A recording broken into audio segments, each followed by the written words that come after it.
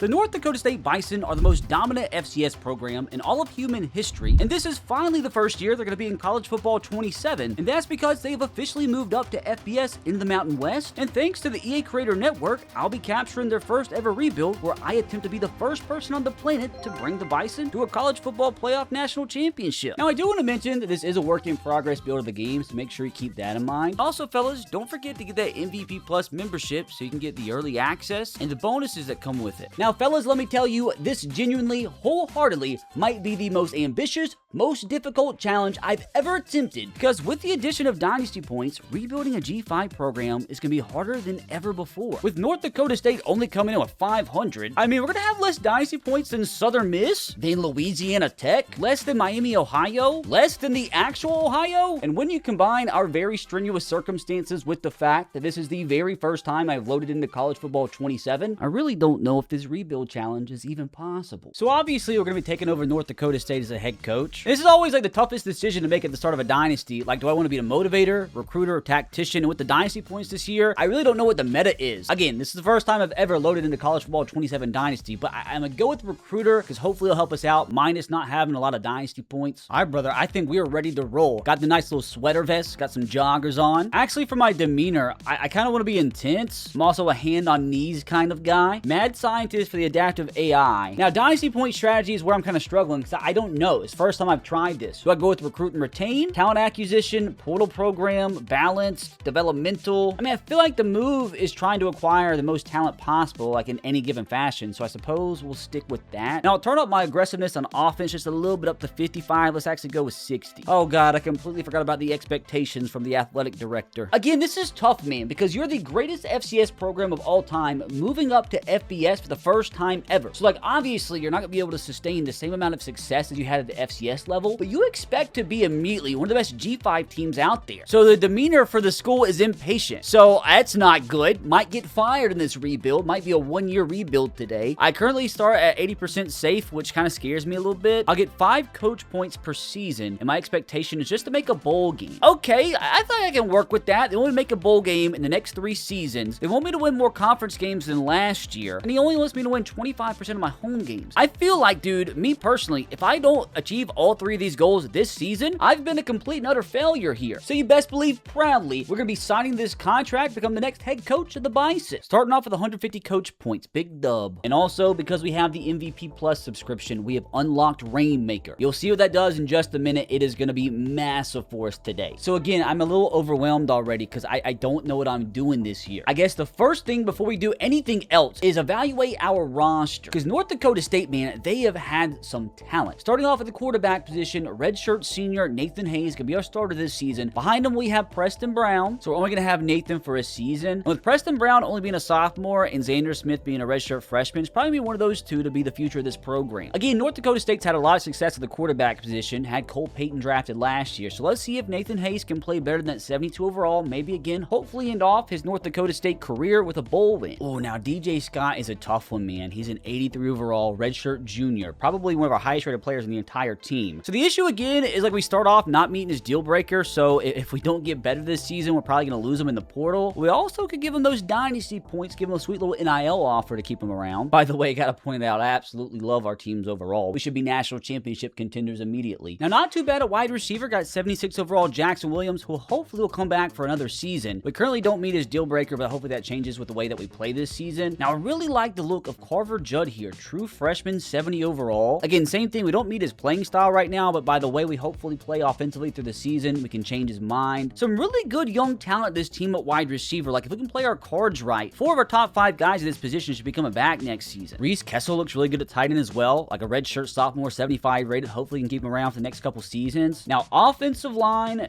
doesn't look too bad. Our highest rated player in the entire team, Griffin Impey, 86 overall, redshirt junior, so hopefully we can bring him back next season. I don't really like our chances. I mean, our brand exposure is really what the problem is, but again, I can give him that NIL offer, hopefully bring him back. But to 86 rated is massive at a school like this right now. Now, at center, a little lackluster, a right guard, 74 rated, right tackle, 78 rated. So honestly, not a bad offensive line room at all. And moving on to defense, at edge rush, it doesn't look terrible. At defensive tackle, we have Keenan Wilson, 81 rated. Looks like one of our highest rated defensive players we've seen yet. 30 NIL points. We probably could afford to bring him back next year. We're barely missing out on his this deal breaker, so maybe we could change that this year by winning a bowl game. Now, linebacker also doesn't look bad at all. Like, oh, Keith Williams, he looks good. I mean, we definitely could offer him that 5 NIL. It's just like the key to this rebuild is going to be bringing back the talent that we recruit. I don't feel like we're going to be able to go too crazy in the transfer portal because our budget, isn't the greatest. But as long as we can recruit and retain our talent and just bring in the best talent possible, maybe in a couple seasons, we can get that G5 spot in the playoffs and hopefully go all the way at that point and win the college football playoff for the North Dakota State Bison. That is the one advantage that we do have. There's always a G5 representative in the college football playoff, and if we can just make it one time with a potential fluky season, all it takes is one chance for your boy to jump in and lead this team all the way through and hopefully secure a national championship. But it's definitely not going to happen this year. It's going to definitely take at least a couple seasons. We're only a 67 rated program right now. And I mean, like, again, there's a G5 spot every year in the playoffs, but we're already so far behind some of the other G5 programs. Like Toledo's higher rated than us, Troy was higher rated than us. I mean, we're literally 7 overall behind UNLV, who's in our conference, so I highly doubt we even win the conference this year. I mean, they got an 89 rated player in their team. Yeah, man, it's gonna be tough year one. Now, Preston Brown here, like, I wonder if it's worth redshirting him. I mean, his deal breaker is playing time. He's the backup. I really hope that doesn't screw things up, but definitely could help us out if he could have another year of development for us. I mean, there's some big boy players that we could redshirt and hopefully get another year out of them. At this point in time, I think I need to hire staff and set up the recruiting board and everything, which is probably going to take me a while because this first year, dude, it is so important to set the foundation for this program. So I got to make sure I sit here and evaluate as long as physically possible to hopefully build the best board as physically possible. Because again, man, like, the top prospects, we're not going to be able to go after them anymore. So as you see, like, the top prospects in the nation, they're almost costing more NIL than our entire budget. So it's like lucky once you get down to the 3-star prospects, there's some of them out there that don't really require any NIL, and that's probably what we're going to unfortunately have to go after. I feel like our NIL would probably be best spent just retaining the good players that we already have. Man, even some of the 2-stars are asking for money. Then we gotta hire staff, we gotta manage facilities, we gotta, like, set our NIL expectations, manage the roster NIL-wise. Goodness freaking gracious. Wait, it says we have 500 points unspent, but unfortunately, I can't adjust it to the end of the season. Like, I could spend some of it right now, I believe, on upgrading the facilities, which we have an F, so they're like, we gotta upgrade that. But again, I gotta sit here for a while, do some stuff off camera, because I gotta learn what we're doing here so I don't completely screw things up. Because if I completely screw things up here at the beginning of this rebuild, I mean, that could set us back 5-6 years. Oh, wait, fellas, I forgot about this. We can unlock the Rainmaker here, which with our 175 coach points, the Deal Maker will increase recruiting influence from NIL offers, which we don't have many of those, but let's see if I need to use my points elsewhere. So Budget Booster, increased Dynasty points from my school grades. We absolutely need that. The Staying Power should increase NIL offer impact on the risk of leaving, so we need that desperately for the few players we can offer to come back with our limited NIL budget. So contract incentives, increase Dynasty points from 80 expectation goals. That's always a plus. We need as many Dynasty points as physically possible. And I suppose we should go ahead and use these points on Deal Maker as well. So obviously we already have Recruiter unlocked. So we probably need to put a bunch of these points into quarterback, because quarterback's probably our weakest position in terms of talent on the entire team. So it would be massive if we could find ourselves a gym here to start off this rebuild. So I honestly don't know if this is dumb, but I'm probably going to put all of these points into quarterback. Offensive line's also pretty important, so we'll go ahead and acquire that. And we're going to go ahead and acquire the advanced look for running back and wide receiver / tight end, because I'm probably going to be scouting a lot of those guys here in the preseason. And unfortunately, I believe that is pretty much all the points I can use so far, unless I want to scout kickers, which I'm just not going to do. Now, at this point, fellas, it's time for yours truly to grind. It is 12 hours later, and we finally have a recruiting board set up. And I promise you, I say, outside of sleeping,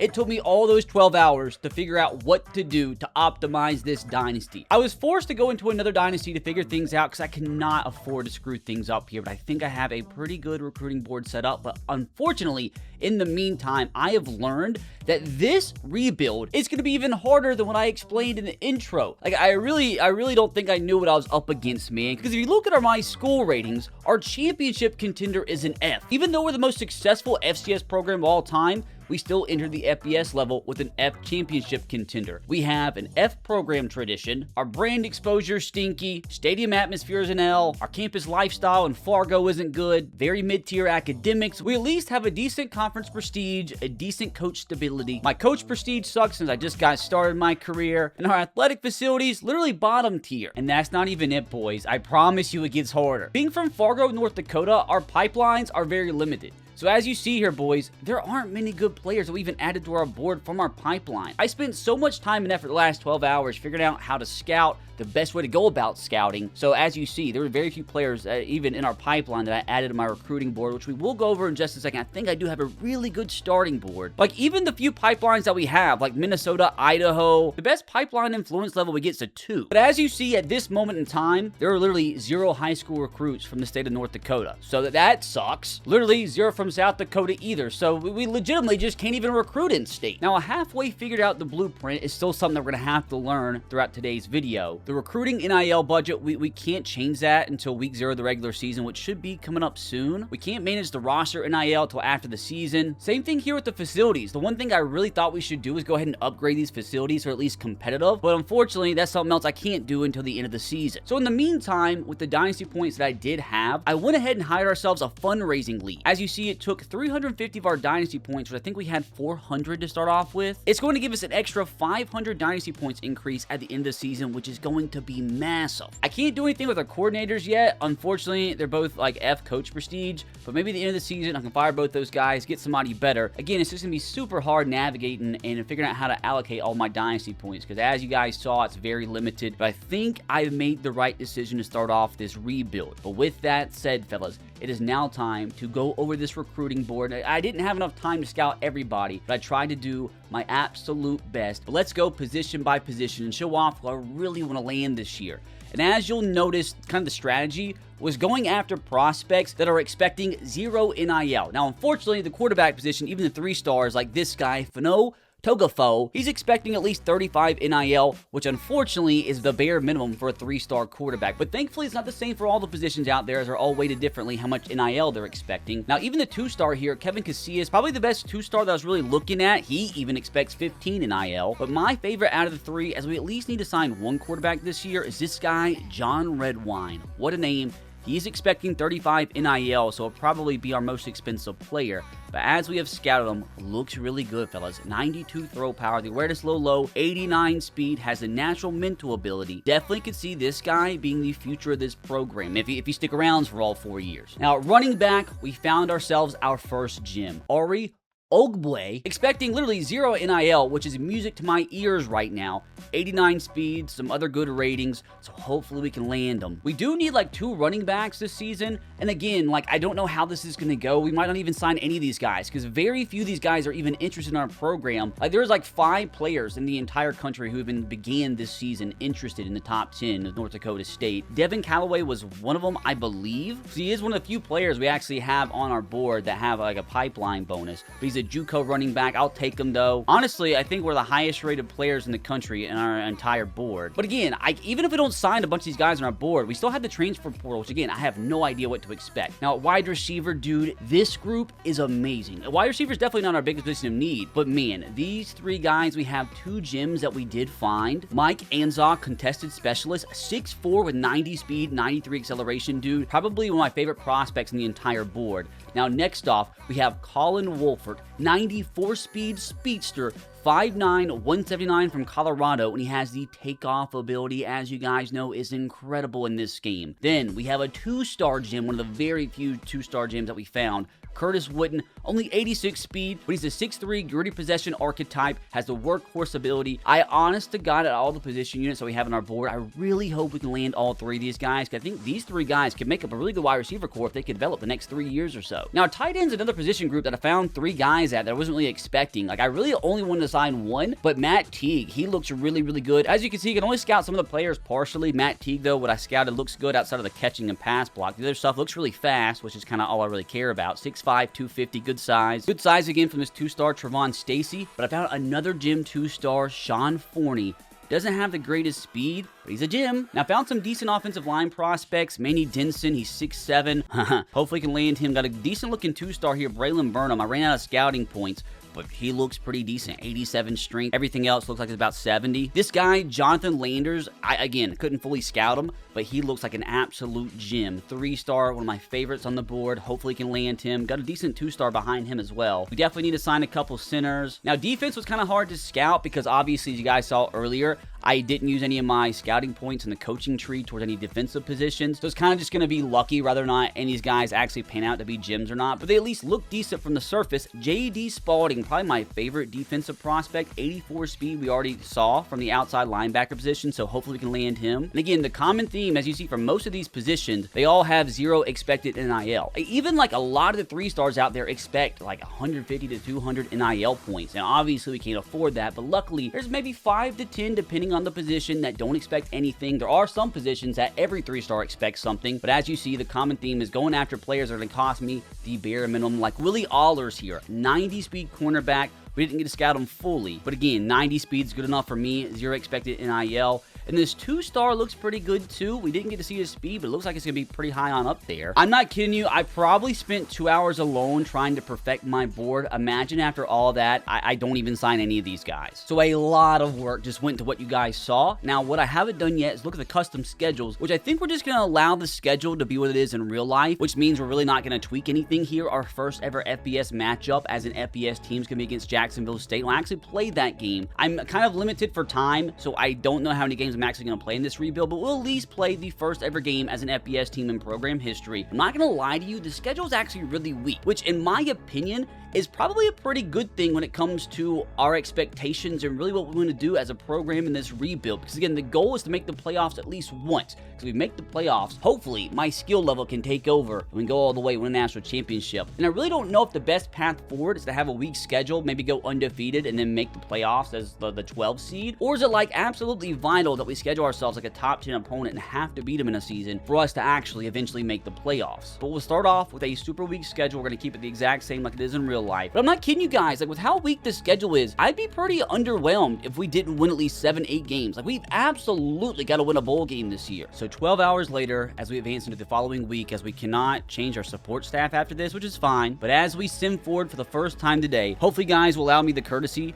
to actually sit down for the rest of this rebuild. I can't stand up for 12 hours, man. This is going to be stressful. Hey, somehow, some way, my job security went up. Our job's now currently 98% safe. Let's go. Which again, dude, if I don't meet all these goals this season, I'm going to be pretty disappointed. Oh my God, boys. We have finally made it to week 0 in our first ever game week. We got a lot of stuff, though, to take care of beforehand. Hey, at least it looks like the good news for this first week of actual recruiting. Like, nobody locked me out yet. And that's kind of what I was worried about after all that time I spent on building this board. Like, sometimes you get locked out immediately. I guess I didn't put any 4-stars or 5-stars on the board, so currently we're at least in the race for all 30 of our targets. Oh no, dude, I only have 300 hours to work with. So I suppose the first thing I should do is just go through and offer a scholarship to everybody, which would take up 150 hours, and this is new. This is where I have to give our NIL offer. Now the thing is, like all the players who have 0 expected NIL, like I don't know if it's worth it to just go ahead and give them a 5 NIL bonus, because if I give them this, it's more likely that they actually sign with me. But at the same time, I don't want to chip away at my total budget if I don't have to for somebody expecting 0. So with Denson here being a 2-star, I think I'm just going to give him the 0 NIL offer, which you can go back and edit it if I want to. So the good news is if somebody comes in and offers some NIL to these players,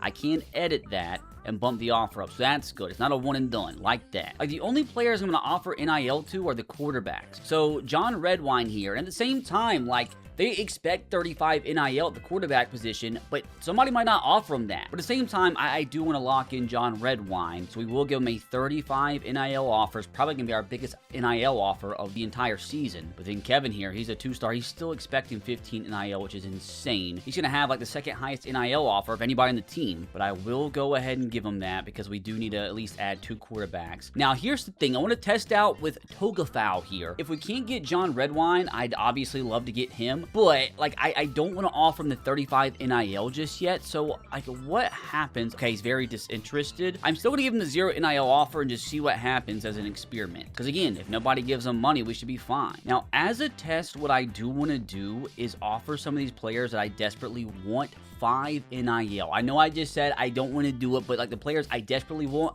I'm experimenting here. So 3 players I'm thinking about. I know it's not going to be much. Ari Ogboy, I'm going to give him a 5 NIL scholarship offer and see what he says. Like, maybe he'll commit immediately. I'm going to do the same exact thing with the 2 3-star wide receivers because I want them desperately. And again, I don't know if these dynasty points that are remaining are like what I can use throughout the season or if like it's something I need for the offseason as well. Like, I don't know if that's like my budget for the entire team. Like, maybe I need it in the offseason. I guess we'll have to see. Again, fellas, this is all an experiment, man. Okay, Manny Denson, our 6'7" offensive tackle prospect that we're going after. I did have to offer him 10 NIL because offensive tackle is one of those positions where every single 3-star was expected NIL because it's a premium position. So hopefully nobody offers him more than that. Same thing with 3-star Henry Bisnadwadi, edge rusher. They all expect at least a 10 NIL offer. But if we don't get him, we can get this 2-star who's not expecting anything. Now, J.D. Spalding here, again, probably my favorite defensive prospect we have on the board. He's a player that expects 0 NIL, but again, I want to make sure I at least get 1 player defensively that I really, really want, and I am going to offer him 5 NIL. Again, this could be detrimental. I don't know. But I suppose it does say we have 490 points remaining for a reason. Another player I do want to give 5 NIL to is Willie Ehlers here. 90-speed cornerback. We need speed in that cornerback room. Our entire room is extremely young, so and they're not really like good either.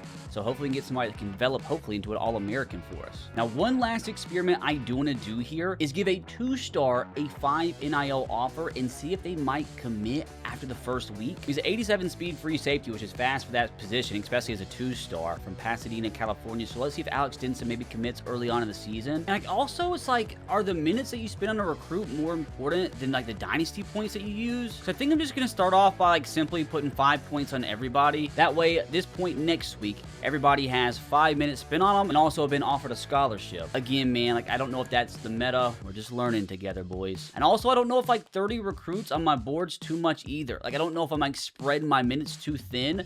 I really was going to make the board with the idea of maybe just having 20 at a time. There was just like too many different prospects that I liked. I probably should have trimmed it a little bit more, but we'll see, man. Maybe we end up signing all 30 of them. You know what? I think I'm actually going to up the NIL offer of Jonathan Landers here. Offensive tackle. I think he's going to be an absolute stud. I'm going to give him a 5 scholarship offer. And with this, fellas, our first week of recruiting is finally complete. And with that said, it is officially time to head into our first ever game of College Football 27 versus Jacksonville State. Now, it's an important game, man. So we beat Jacksonville State week 0 here. We start off the season 1-0, and more than likely, I'll be very disappointed if we lose to FCS. So there's a very good chance in our first ever season at the FBS level that we can start off the year at 2-0. And if we couldn't finish the year after that with 4 more wins somewhere on the schedule, make a bowl game, dude, I'd be so sad. Now, in my opinion, one of the most important things for a team that you have in your dynasty is their uniform combo, and I gotta say, man, North Dakota States are looking fantastic. First ever bit of FBS football being played at the Fargo Dome. Come on, man, we gotta start things out 1-0 here. We're North Dakota State, man. We're too prestigious of a program to start off the season 0-1. North Dakota State probably hasn't lost their first game of the season in the last decade. I can't be the one to end that streak. Absolutely cannot allow points on our first drive.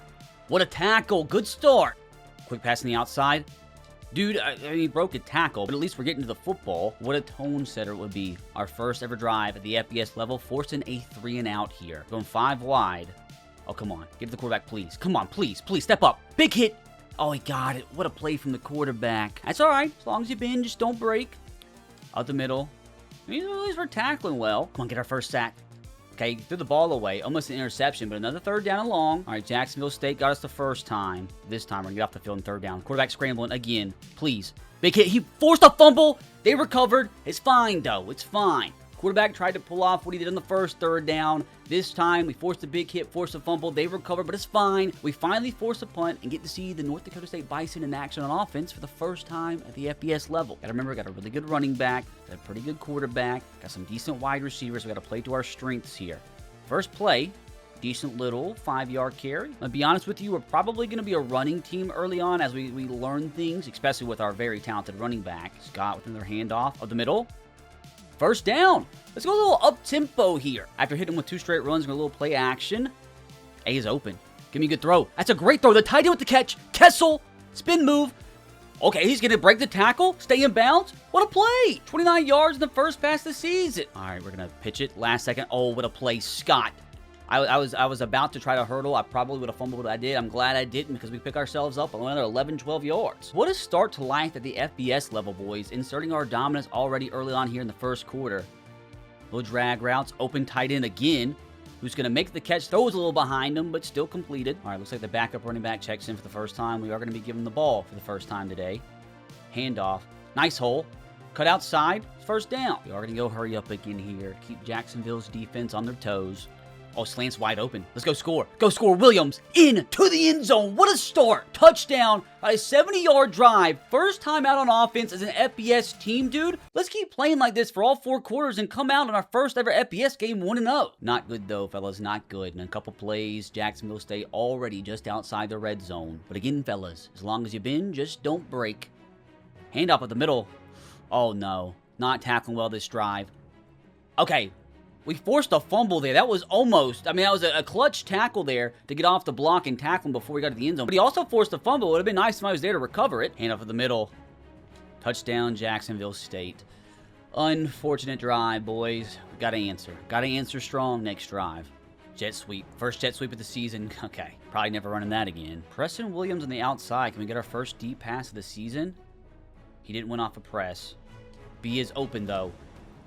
Goes up, makes an incredible catch. Handoff up the middle with a block. Scott gets another 10 yards. Hurry up again. Come on, boys. Gonna go with a little cheeky play-action boot screen to the running back. Beautifully set up. Oh, come on, block for me. Yeah, 6 yards. Decent play to end off this first quarter. Oh, no. Unfortunate. I was looking for the deep pass like a moron. All right, 3rd down and 13. Our first bit of adversity has hit offensively. We got this, boat. We got this, though, fellas. We got this. B is open. I hit him a little bit too late. He's going to break a tackle, set up for a 4th down and short. I think we got to go for this. Oh, no, fellas. I'm running the ball here. Don't know if it's the move. I like our numbers on the right side. Give the ball to our star player. Okay, they just shifted defensively. Don't like it at all. Oh, we're still just going to run it. Bounce it outside. Spin move.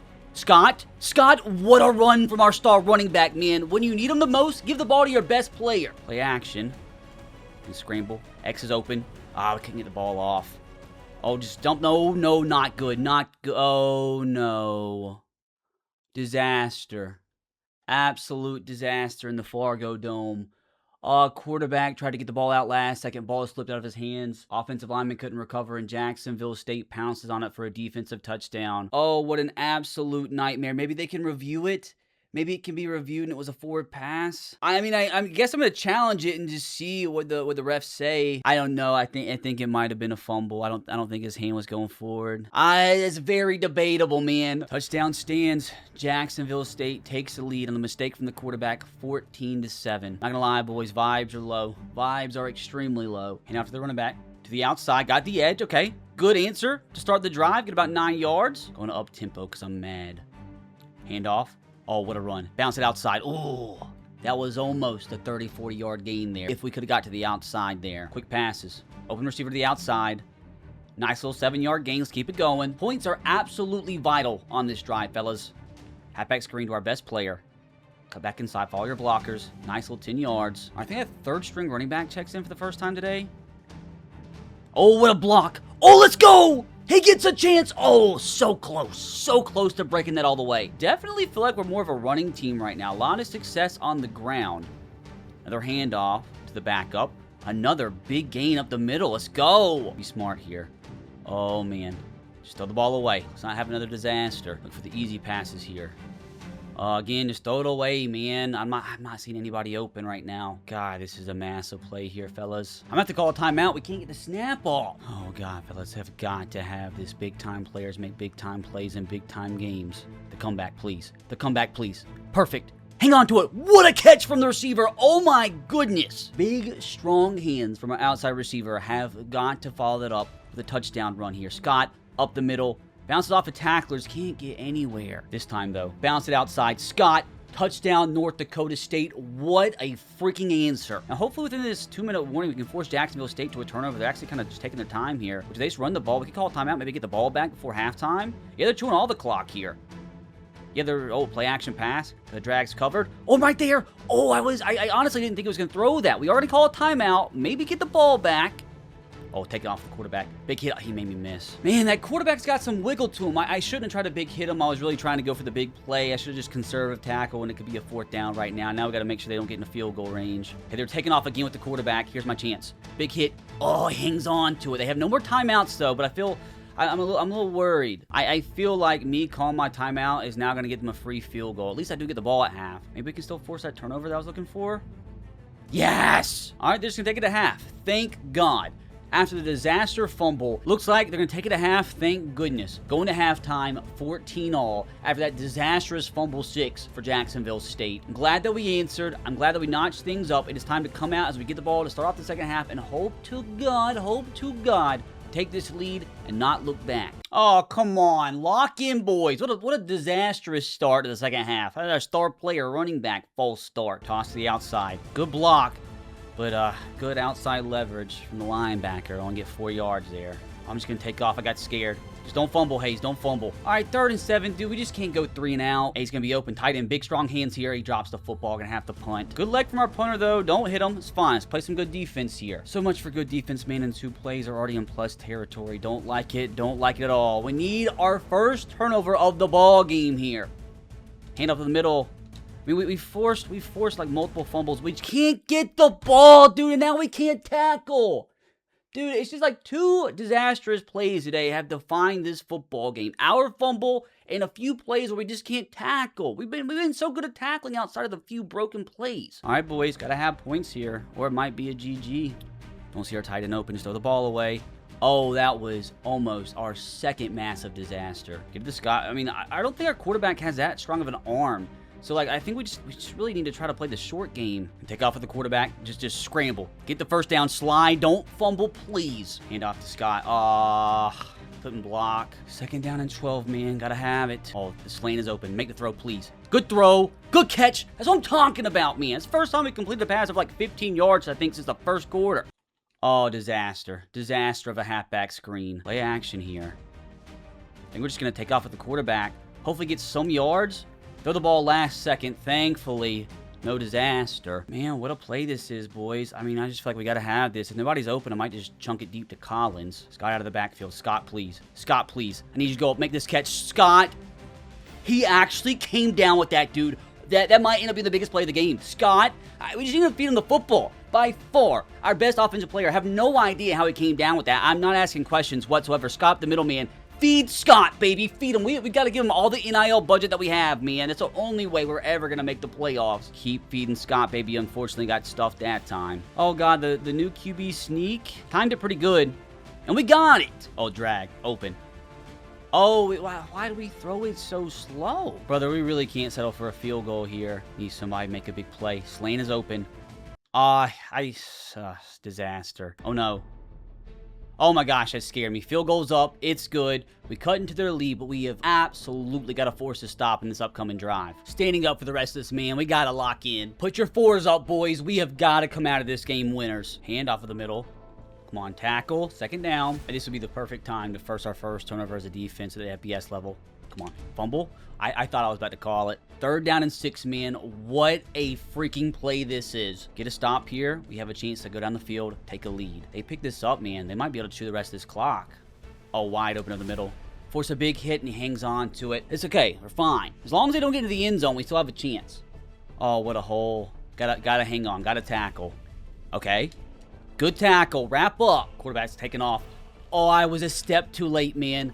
Have got to keep him out of the end zone. There's a flag late. Hopefully it's on the offense. Maybe a holding call or something. It's going to be personal foul. Face mask against us is going to be half the distance to the goal. It just keeps on getting worse, man. 10 yards. 10 yards is the difference in staying in this ball game. Our defense has got to come out scratching and clawing here because they're moving the ball at will right now. Big hit. We've got to have a fumble there. I mean, genuinely, boys, like, if they score a touchdown, like, it might be a GG. We'll have a shot if we keep all 3 of our timeouts, but, like, definitely not looking good for us. Okay, another good stop. Thing here, man, is we just got to contain this quarterback. Play action pass. Oh, please. Keep it in front of you. Nice. That is going to set up for a 4th down and 8. They're going to kick a field goal here. And at this angle, like, there's like somewhat of a chance they miss this, which we desperately need them to. We're going to have 2 minutes, go on the field, tie up this ball game. As maybe we could block it. Oh, we were close. He had a delayed field goal there, but he makes it right down the middle. 24-17, still a touchdown ball game here. Let's go down this field, score this touchdown, and possibly send this bad boy into overtime. Gotta lock in here. Gotta play short, gotta play underneath. Oh no! No, dude! I thought we had the outside leverage there. Man, I can't even begin to describe how mad I am at myself, man. Tight end, like, doesn't even go make a play. Defender jumps it. I mean, I guess there wasn't a lot of separation there, but I thought we, like, still had the outside leverage. Man, I have to stop. Maybe we could lead them outside here. All these receivers just clamp down the field. I don't know, guys. I told you this rebuild was going to be difficult. I didn't think we were going to start the season off with a loss to Jacksonville State. Odds we force a fumble here. Oh, come on, dude. Man, with the North Dakota State Bison, we're going to continue and fight at the very end. Hopefully force a fumble. Another big hit, and we just cannot force a fumble. We have to call our last timeout. Field goal is up. Field goal, of course, is good. We're going to need a miracle. Like, we're going to have to, like, bring this kickoff back for a touchdown kind of miracle. I will say, like, I'm not making excuses, but, like, one of the problems is the controls are completely different this year pre-play. Like, this is the first game I've played all year, and I don't know, like, the pre-play adjustments and stuff, and my brain is so used to the same pre-play adjustments from the last few years that, like, defensively, I can't make the adjustments that I'm normally used to making in time, because I just haven't taken the time to learn them yet. Again, just underneath is all we can do as an offense. But I mean, if we can score a touchdown with like a minute left, like there's still a chance at an onside kick, but we're just going to have to vertical our way down the field. Tight end is going to be open. Sit down on it, please. He drops the football, even though I tried to possession catch it. Great. Give it to our running back. Hopefully help keep the drive alive. 4th down and 3. All right, at least we get the first down. Again, I'm going to keep fighting until we don't get that onside kick after we score a touchdown, because I'm going to manifest it here. Tight end's open. He's going to make this catch inside the 5. Maybe catch him off guard and actually run the ball here with our best player. Not having a lot of success throwing the ball on the goal line. Up the middle. Of course, he's going to be stuffed. Not a big fan of the play calls that we have, but man, it's 4th down and goal. We got to just hurry up with it. Oh, no. Just nobody, like literally nobody open there. Like, where do I go with the ball, man? I mean, what's most aggravating, it was such a winnable game. It was such an incredible start, and then we just fell apart just like that. After that fumble from our quarterback, it just went downhill. Could not tackle, couldn't sustain drives. Just not North Dakota State football. And I hate that I'm the person that starts this horrible trend for this program. Maybe they shouldn't have moved up to FBS. Take it in, boys. Hopefully this is the last loss we're going to see at home the rest of this season. I mean, we outgained them by 100 yards, man. It was legitimately just the turnovers. The interception was huge. Obviously, the fumble 6 was huge, and the difference in the ball game. Just can't be turning the ball over, and at the same time as the defense, we got to force turnovers. So unfortunately, the vibes are even lower following the loss, because our job security went from 98% to 61 just from one loss. I mean, still, I feel like we can turn things around. All we have to do is win a conference game this year, win 25% of our home games, and unfortunately we lost that first one. Now, I still feel like we definitely can make a bowl game this year. I just put up an absolute stinker. And unfortunately, we did have our first player lock us out. Quarterback, Toga foul, because North Carolina gave him an offer. But we just have absolutely zero chance. They have the best pipeline possible. So unfortunately, for the first time today and first time in college football 27 Dynasty, have got to remove a prospect off of our board. But it's fine, though. Frees up some points, frees up some more NIL money for players like John Redwine.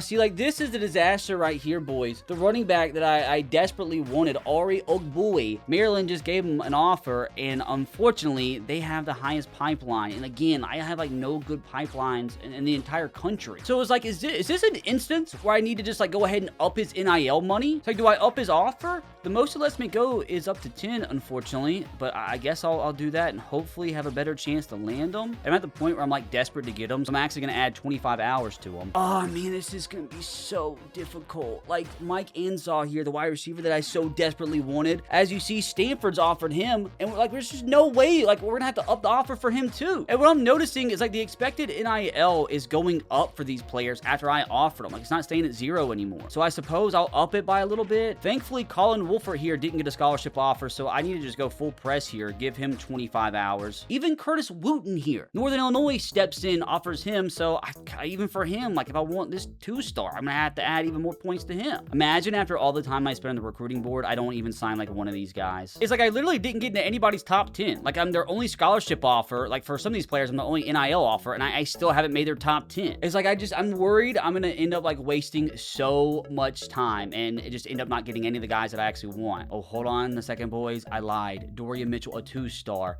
We're up to 4th place, but again, we had Cincinnati, Miami, Ohio offer him. Like, how am I supposed to get this guy from Cincinnati, man? He has the highest tier pipeline. Like, what's Cincinnati doing offering a 2-star? Like, again, the only way I'm able to get this 2-star is if I probably give him an NIL offer. So I suppose he gets a 5 NIL offer at a 2-star because Cincinnati offered him. I don't know how to tell if Cincinnati or any of these guys gave him an NIL offer, but I have to be completely honest, boys, with the lost first week and with the way recruiting's going so far. I know it's early, but like vibes are low. I don't know how in the world I'm supposed to win the national championship eventually with this team. So recruiting officially complete. I suppose it's time to simulate our first game of the season. Technically here, week 1 against FCS. Hopefully we can get our first win as an FBS program. Although I don't know if it really counts, going up against the FCS team. All right, boys, I absolutely beg here. We cannot start off my North Dakota State tenure 0-2. Gotta win this game and hopefully win it big. Okay, I'm assuming good things happen because we're now 100% safe. Definitely like that. Now, what I don't like is the fact that we got locked out of both Cam Spencer and Ed Toon. But good news is with the improved NIL offer, my main running back target, Ari Agboui, we're now number 2 on his top 5, but unfortunately, we're still way behind Maryland. Hey, we must be a lot better in simulation than I am playing with our team because we just had the Mountain West Defensive Player of the Week, and we had the Mountain West Offensive Player of the Week, Chris Keel, 8 grabs, 136 yards, and 3 tutties. Yes, we officially won our first game, 1-1 of the season. Hopefully we can make it 2-1 against Air Force this week. Big win though, boys. 50-10. We needed that desperately. We needed a statement win over our former level of football, the FCS level. 564 yards of offense. Nathan Hayes, without a shadow of a doubt, made up for his stinker last week. DJ Scott continuing to be DJ Scott. 99 yards and a touchdown. Had 2 receivers over 100 yards. Almost 3 receivers over 100 yards. Love to see it. And Zach Vanderpool from the defensive tackle position with 2 sacks. Now we got ourselves a lot of points. 85 coach points to use. And obviously going to use them all to recruiter because that's all we have unlocked here. I think I'm going to go Portal King. 30 points. Quarterbacks from the transfer portal are going to be more interested. And that might have to be the route we go. I have no idea if we're going to be able to land one of our quarterback recruits that we really want. So if worst comes to worst, we should be able to grab somebody half decent out of the portal because we are going to have ourselves a new starting quarterback next season. And I think I'm going to go ahead and do a little work on defense here. Hopefully make it to where it's less time to scout some of the defensive positions. All right, unfortunately, there's some players that you can already tell we're just not going to be able to land. Like Sean Colombo is not happening. Baylor, Arkansas, they just absolutely can offer exorbitantly more money than what we can. But still, for some reason, at this moment in time, we can still possibly go after J.D. Spalding. And again, he's one of my favorite recruits that we have on defense on the board. Nobody still offered him a scholarship, so I'm actually going to up this to 25 minutes. If he can be the leader of our defense the next 3 years, maybe we have a shot to become a top 25 program. But I think we are going to be at the point where we have to make some tough decisions on some of these prospects. Luckily, at middle linebacker, we can still land these guys. Because even like with this 2-star, Dorian Mitchell, like I said, Cincinnati is way out in front because he has that pipeline bonus. I don't know if they're offering more money than me, so maybe we just put the full court press on Willie here. Now, it's like I'm not going to be able to land Kevin Casillas either. Like, Vanderbilt's way out in front, and, obviously, they're going to be able to offer a lot more than what we can. So I think I'll keep him on the board, but just, try to, save as many minutes as possible right now. Good news on the wide receiver front. We have jumped out in front for Colin Wolfert, so we'll save a little bit of time on him, but he's probably my favorite wide receiver prospect. He's a speedster. He's a little small, but he has 94 speed, 95 excel with takeoff. So if I had to pick one of these guys, it'd be him. Mike Anzaw is a gem, and he's 6'4" with really good speed and contested specialist, which we don't really have on our roster. But it's really going to be tough, man, to get him from Stanford. We'll probably, the only way we'll be able to get him is if we offer him the most money. And again, even for the 2-star, Curtis Wooten here, we were still way behind Northern Illinois and Central Michigan. Maybe this is where I step in and actually give him a 5 NIL offer. I wonder why it's capped at 10. I can't offer more than 10 on some of these guys, so hopefully it doesn't end up hurting us. Now we're fighting with Mississippi State on a 2-star tight end. What are we doing? Guess maybe I'll go in and just offer 5 NIL on these guys too. Or maybe do I just go all out for Sean Forney here? It's I don't need 3 tight ends, and I'm just not going to be able to beat out Mississippi State. It's just not going to happen. I know I'm in his top 4 already. Let me just take the minutes off him, I suppose. All right, yet again, stressful week of recruiting. Move on to week number 2. I feel like if we can beat Air Force this week, who started off the season 1-0, if we can get this win, I feel like it'll make up for my stinker in week 0. Oh my God, actual good news for once.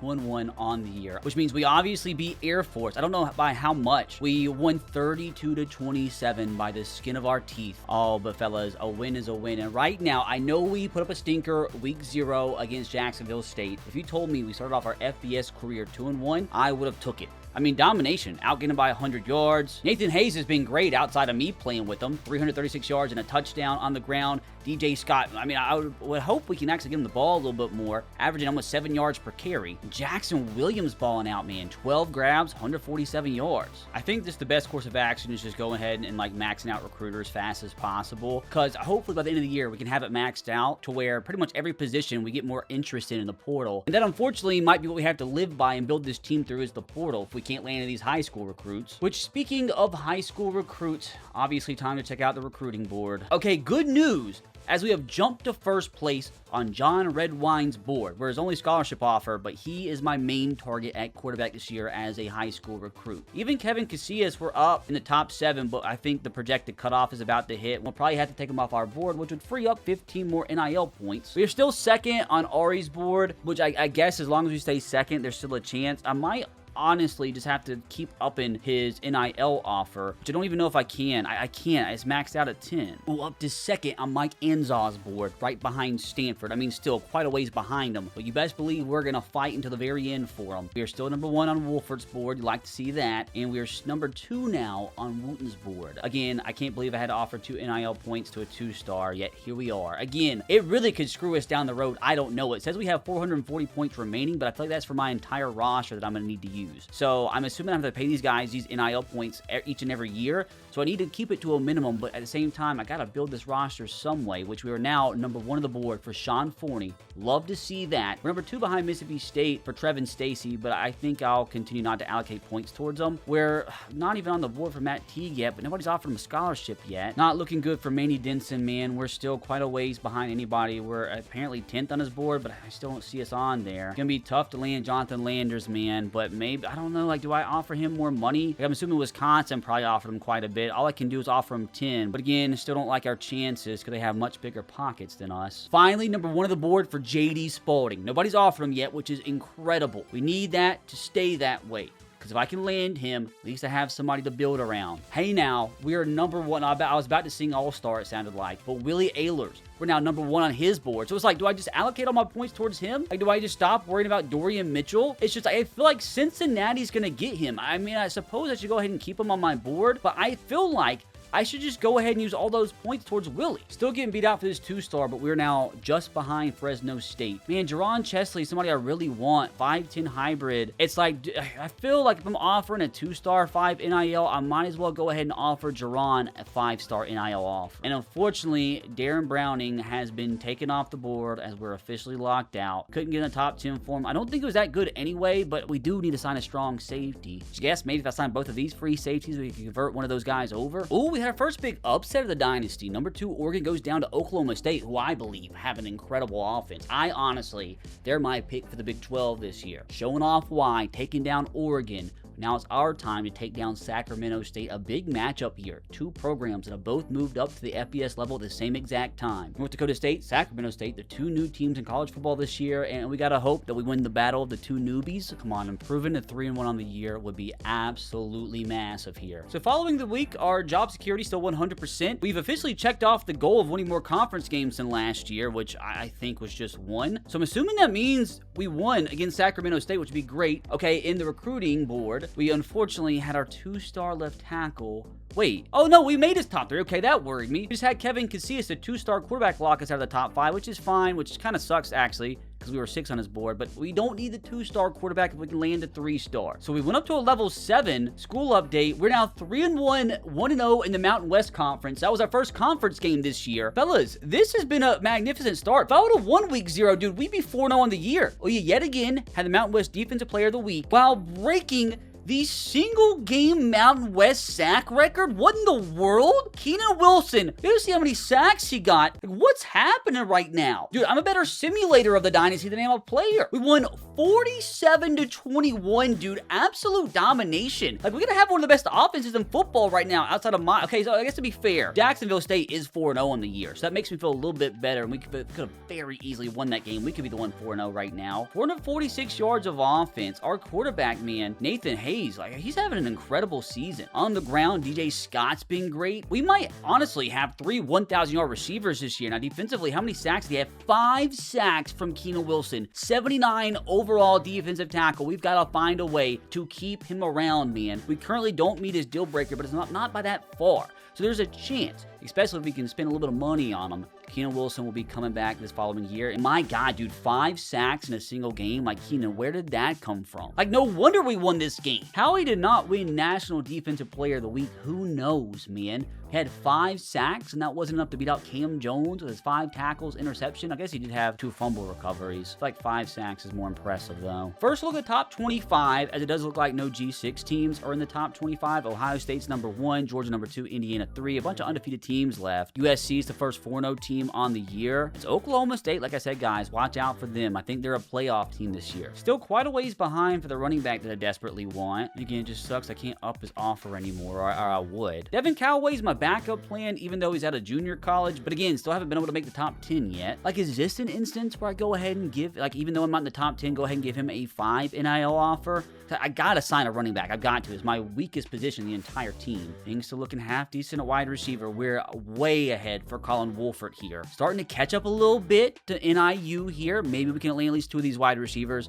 We're still quite a ways behind, unfortunately, Stanford for Mike Ansah. But imagine we're able to land all 3 of these receivers, man. I feel like that would be huge, especially with how good our wide receivers are apparently in our offense. Oh, we have jumped all the way up to number 1 on the board for Matt Teague here. Probably because we're his only offer in terms of NIL, but man, a big boy tight end. We don't really have many talented tight ends on our roster currently. We're still way behind for Trevin Stacy. I just don't think we're going to catch up to Mississippi State unless I offer money, which I'm not going to. Because why would I offer money for a 2-star tight end when I already am in the lead for a 2-star tight end who's actually a gem? Oh, we've jumped up to 3 for Manny Denson, but still, man, it is not looking good. I mean, we're going to be able to make his top 5, but it's just rather not somehow we can surpass Wisconsin. It's just like, I wondered if to make sure we land ourselves an offensive tackle, do I give a 5 NIL offer to Braylon Burnham? Let's see if we can pass North Texas a little bit later without any money. I really want Jonathan Landers too, man. I just don't know if it's possible. Let's try this to see if we can surpass UTSA here. Let me go ahead and take away the minutes on him. Let's see if we can be strategic here. Take away the minutes. Actually give him a little bit of money, even though he's a 2-star. We got to sign some players somehow. And add those 10 extra minutes to Jonathan Landers here, because I think he's going to be an absolute stud. I'm not going to show you guys recruiting like each and every week, because I know like it might get a little repetitive here, but I just want to kind of show you guys the base as I'm learning here and experimenting. Like, I don't know if what I'm doing is optimal. I'm just showing you guys because we're going to learn this together. I do quite desperately want one of these middle linebackers, and now we've jumped all the way to the 3rd place for Roderick Otah. Maybe I just go full court press, give him a 5 Dynasty point offer. Again, you guys will see today if rather not me doing all this is a big mistake. Oh, jumped all the way up to number 1 here for Jerron Chesley. That's big. Honestly, like, obviously I'd want him opposed to the 2-star. I think Denston's good for a 2-star, but like if it came down to it, man, like I'd much rather get the 3-star than the 2-star, although I do need to sign 2 safeties this class. Again, no stress, fellas. I do have a bye week this week, so we can't lose. We could lose a recruit, though, unfortunately. Hey, we didn't get locked out for anybody this week, so that's always positive. Oh, we have to play 4-0 Wyoming this week, which obviously, as you saw, we already lost to a 4-0 team this year in Jacksonville State. So what a statement that would be if we show out in our first year as an FBS team, if we could compete with one of the best teams in the conference. Oh, wow, didn't notice this. A ton of players ready to visit, and unfortunately, I'm not going to have enough hours to do all this. Unfortunately, I have to take away points to offer visits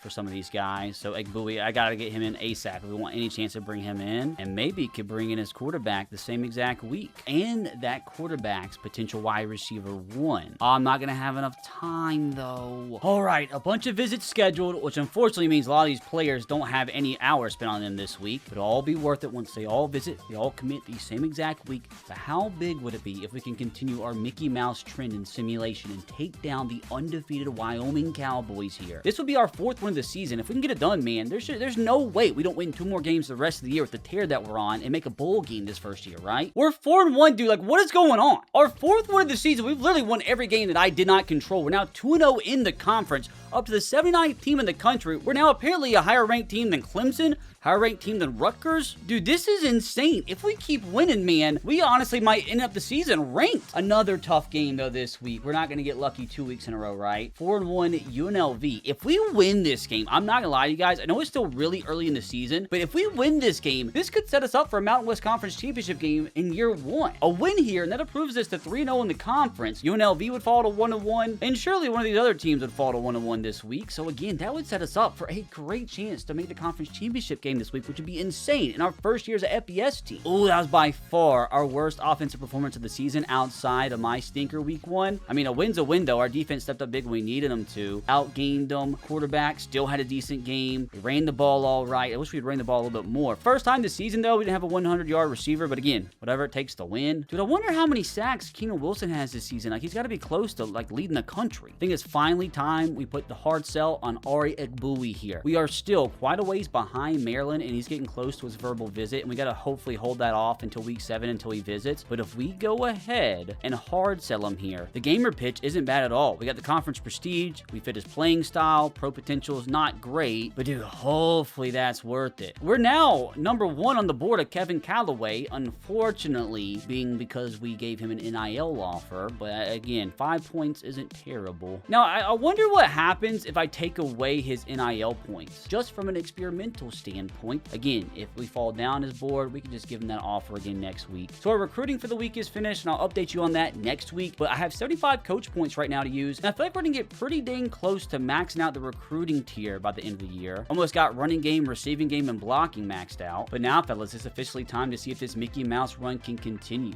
Can we take down yet again one of the best teams in our conference to improve to 5-1 on the year in our first season as an FBS team? Well, unfortunately, boys, the Mickey Mouse streak officially ends as we apparently lost to UNLV. Still safe though, which is fine. Recruiting wise, it's a massive week, boys. We have what, 4 or 5 players visiting? So at least this week we got our loss out of the way. We cannot lose on the week that all of our big time recruits are visiting. Wait, hold on. I bad news. What just happened? Well, our 2-star corner just committed to Cincinnati. I don't know why they are offering him, but hey, we'll sign the 3-star instead. How bad was our loss, though? 28-14, a little disappointing. I know why our offense has sputtered the last few weeks after being one of the best offenses in the nation from like week 2 to week 5. Oh, wow. Could not get anything going on the ground, which is definitely unusual for DJ Scott. Just a stinker all around, boys. But like I said, fellas, week 7 versus Nevada here is an absolute must win. We got our quarterback prospect visiting. Our star running back dude in this week is so huge, man. Like, this might be our last chance to pass Maryland, and if we don't, like, that's catastrophic, because we probably put like 200 of our very minimal hours into this guy this season. Not to mention, also got this speedster wide receiver visiting. But unfortunately, that leads us to some bad news, fellas, as Mike Enzaw here, our gym 3-star wide receiver, very close to committing to Stanford. He visits them a week before he visits us, and there's a very good chance that he commits on that visit before he even gets a chance to visit us. But with that said, I am going to go ahead and put a full court press on him. Again, it sucks if you do this and you end up not having him commit. That just wastes so many hours that could go elsewhere, but you got to try. Now, I do want to test this out. I know that the player is now verbal committed to Cincinnati, but this year you can flip him, and I think you can flip him by upping the NIL offer. Now, I really don't want to spend 10 NIL on a 2-star corner, but I'm doing this just as an experiment together. So recruiting done yet again, which now means it's officially time for the most important game in this program's short FBS history. Win this game, we could get our first ever commit.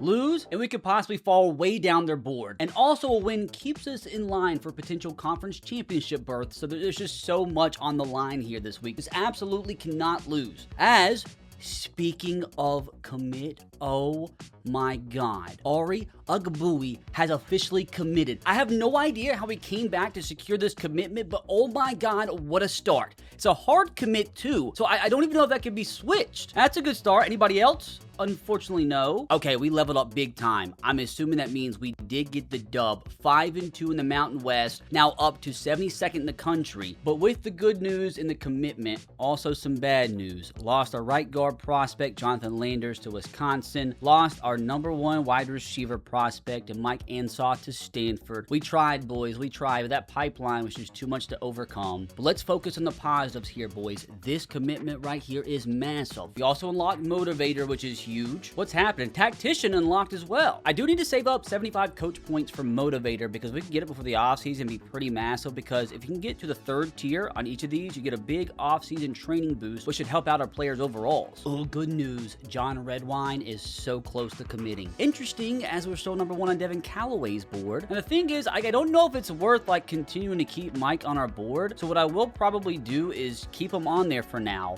but I am going to take away the minutes so I can use them elsewhere. Like, the problem is Curtis Wooden here, he's going to visit in just a couple of weeks, our 2-star that we really want, the 2-star gym. But unfortunately, Northern Illinois has a visit before us, so they'll probably leapfrog us. So I might need to use some extra minutes on him, which is going to be tricky because there's literally like no motivations that fit his interest. We have Colin Wolfert, who is very close to committing, which will make me feel a lot better about losing out on Mike. We did gain a ton of ground on Manny Denson here. I think I'm going to take those 50 points that we use on the wide receiver and send the house on Manny, because we need a big boy right tackle desperately. Well, if we want Braylon Burnham, we're probably going to have to schedule a visit ASAP, and we might be a little bit too late because he's probably going to commit to North Texas week 9, but I suppose I can still hold out hope. Okay, I forgot to look, and we absolutely demolished Nevada. 42-10. Wasn't even close. Complete domination from start to finish. They're lucky they even got 10 points in the 3rd quarter. A little lapse there from us. Good game from Nathan Hayes. Incredible game from DJ Scott. I wish we'd hand him the ball off like at least 20 times a game, and we could have one of the best offenses in the country. If we can win these next 2 games, I feel pretty confident that we're going to make our conference championship this year. Because these next 2 teams we played, 2 of the best teams in the conference right now. New Mexico still hasn't lost, but if we can beat them and improve to 5-1 in the conference, we have 3 of the weakest teams at the end of the season. So I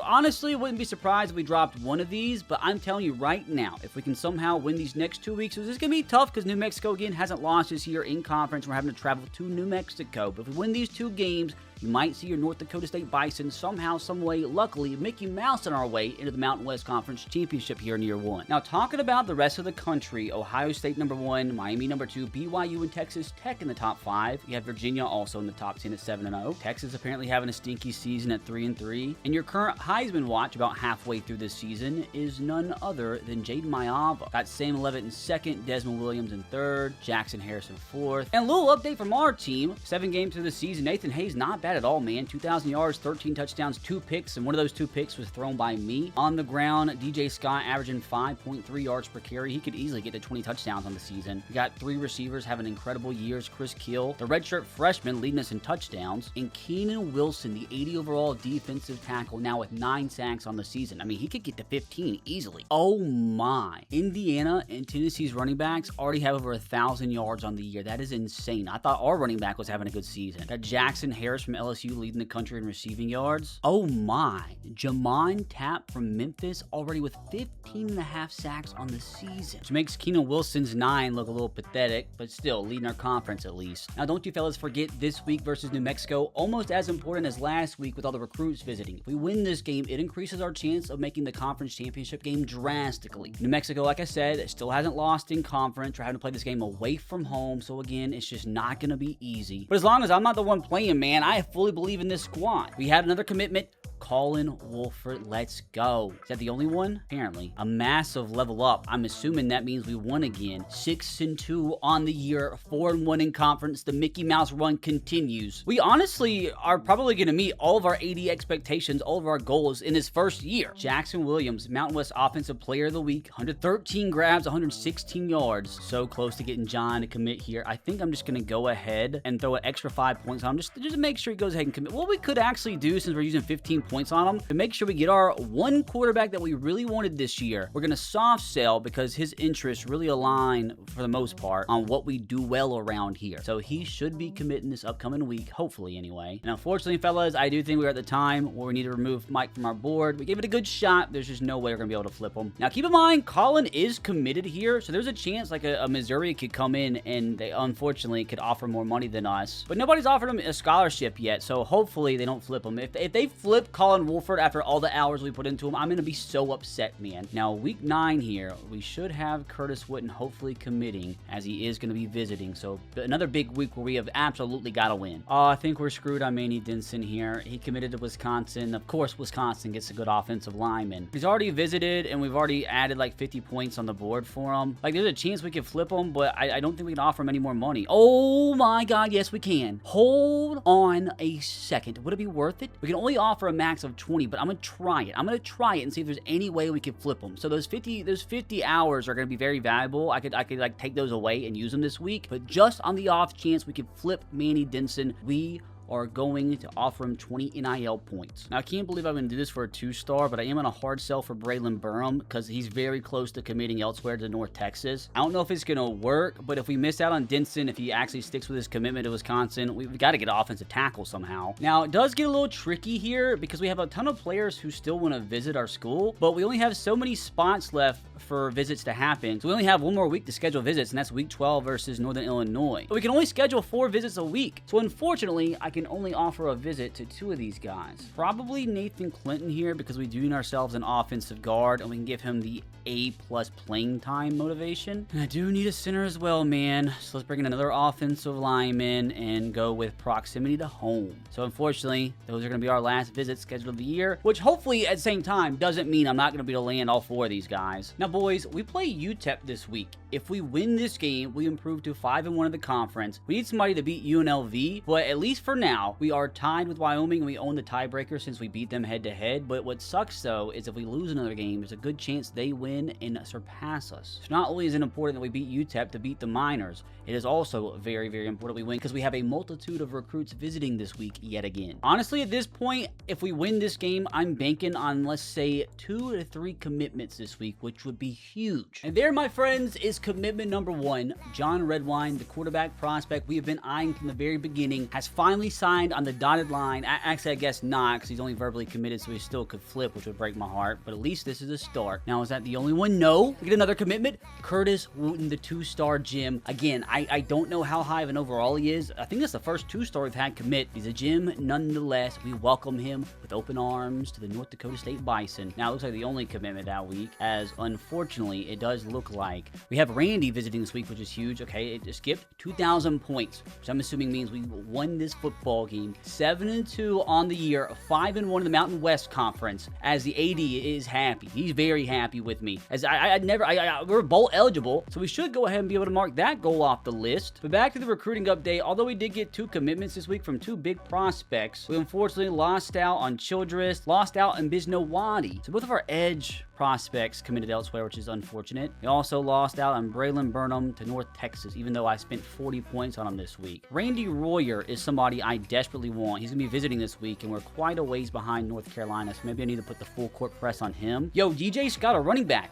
Player of the week. Surprised it's his first player of the week of the season. Let's see, how much did we actually win by? We won 35-13, so it wasn't even close. And it's the first time we can look at the college football playoff bracket here, which currently we have UNLV is the projected team to make the college football playoff this year. They're the highest ranked G6 team. I think the rules have changed this year. I don't think you have to be the highest ranked G6 conference champion. I think you just have to be the highest ranked G6 team. So it's promising to know that team in our conference is projected to make the playoffs. If we could beat them in the Mountain West Conference Championship, but we do play them. They already beat us once this season. Hopefully, we get revenge in that hypothetical matchup. But, like, what are the odds we make the playoffs this first season? How insane would that be? But in terms of the conference standings right now, fellas, we are second to UNLV. Unfortunately, again, Wyoming hasn't lost. They didn't play a conference game last week. They're still 7-1 on the year, so actually have a better record than us. Got to make sure we don't lose again in the conference, because all Wyoming has to do is win another time, and we lose, and we fall to 3rd place. Yeah, fellas, it looks like despite the 50 hours and the 20 NIL points, it didn't help us flip Manny Denson at all. I'll keep him on our board,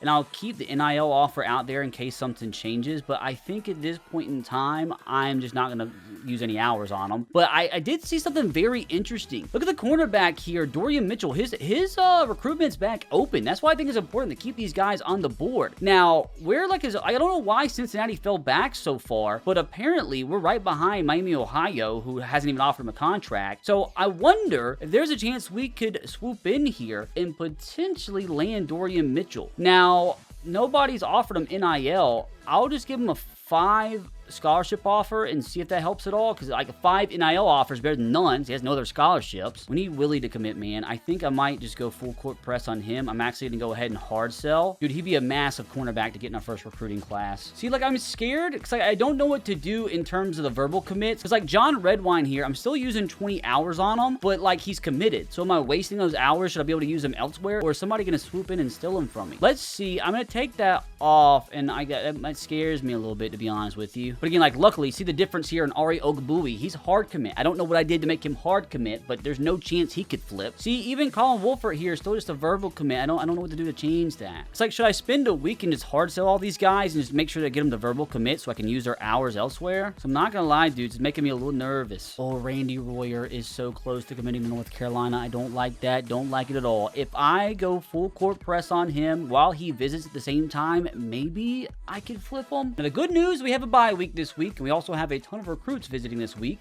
so we can't lose. That couldn't hurt us. So let's see if we can hopefully pick up a couple more commitments. We also quite desperately need Wyoming to lose, because if Wyoming loses another game, we're almost guaranteed to make the conference championship. Verbal commit 1. Oh, hard commit. Okay, so it worked, actually. Putting the full court press on John Redwine means nobody can flip him now. Hopefully, same thing with the wide receiver. We got ourselves a hard commit, yes. So now, see, we're learning together. Know what to do. Another commitment here, hard commit for our wide receiver, Curtis Wooten. So that should save a ton of hours moving forward. Unfortunately, we now have Denson, who is hard committed to Wisconsin, which is fine. But hey, those hard commitments saved us 95 hours. Oh, so we are currently in a recruiting battle for Randy Royer here. Now, what sucks is North Carolina does have a visit in the next 3 weeks. So I need to probably just use the 50 points on them and just hope that somehow we can pass them. Now, Spalding is really close to committing, but I'm a little worried. He's still my #1 defensive prospect. I probably should have been putting more hours into him, but the good news, like I said, he's close to committing. Bad news, West Virginia made up like half the ground last week. So another player where I need to probably just go ahead, put 50 points on him. Put 50 points on him, and hopefully goes ahead and commits, and maybe just goes ahead and hard commits. Willie Ehlers,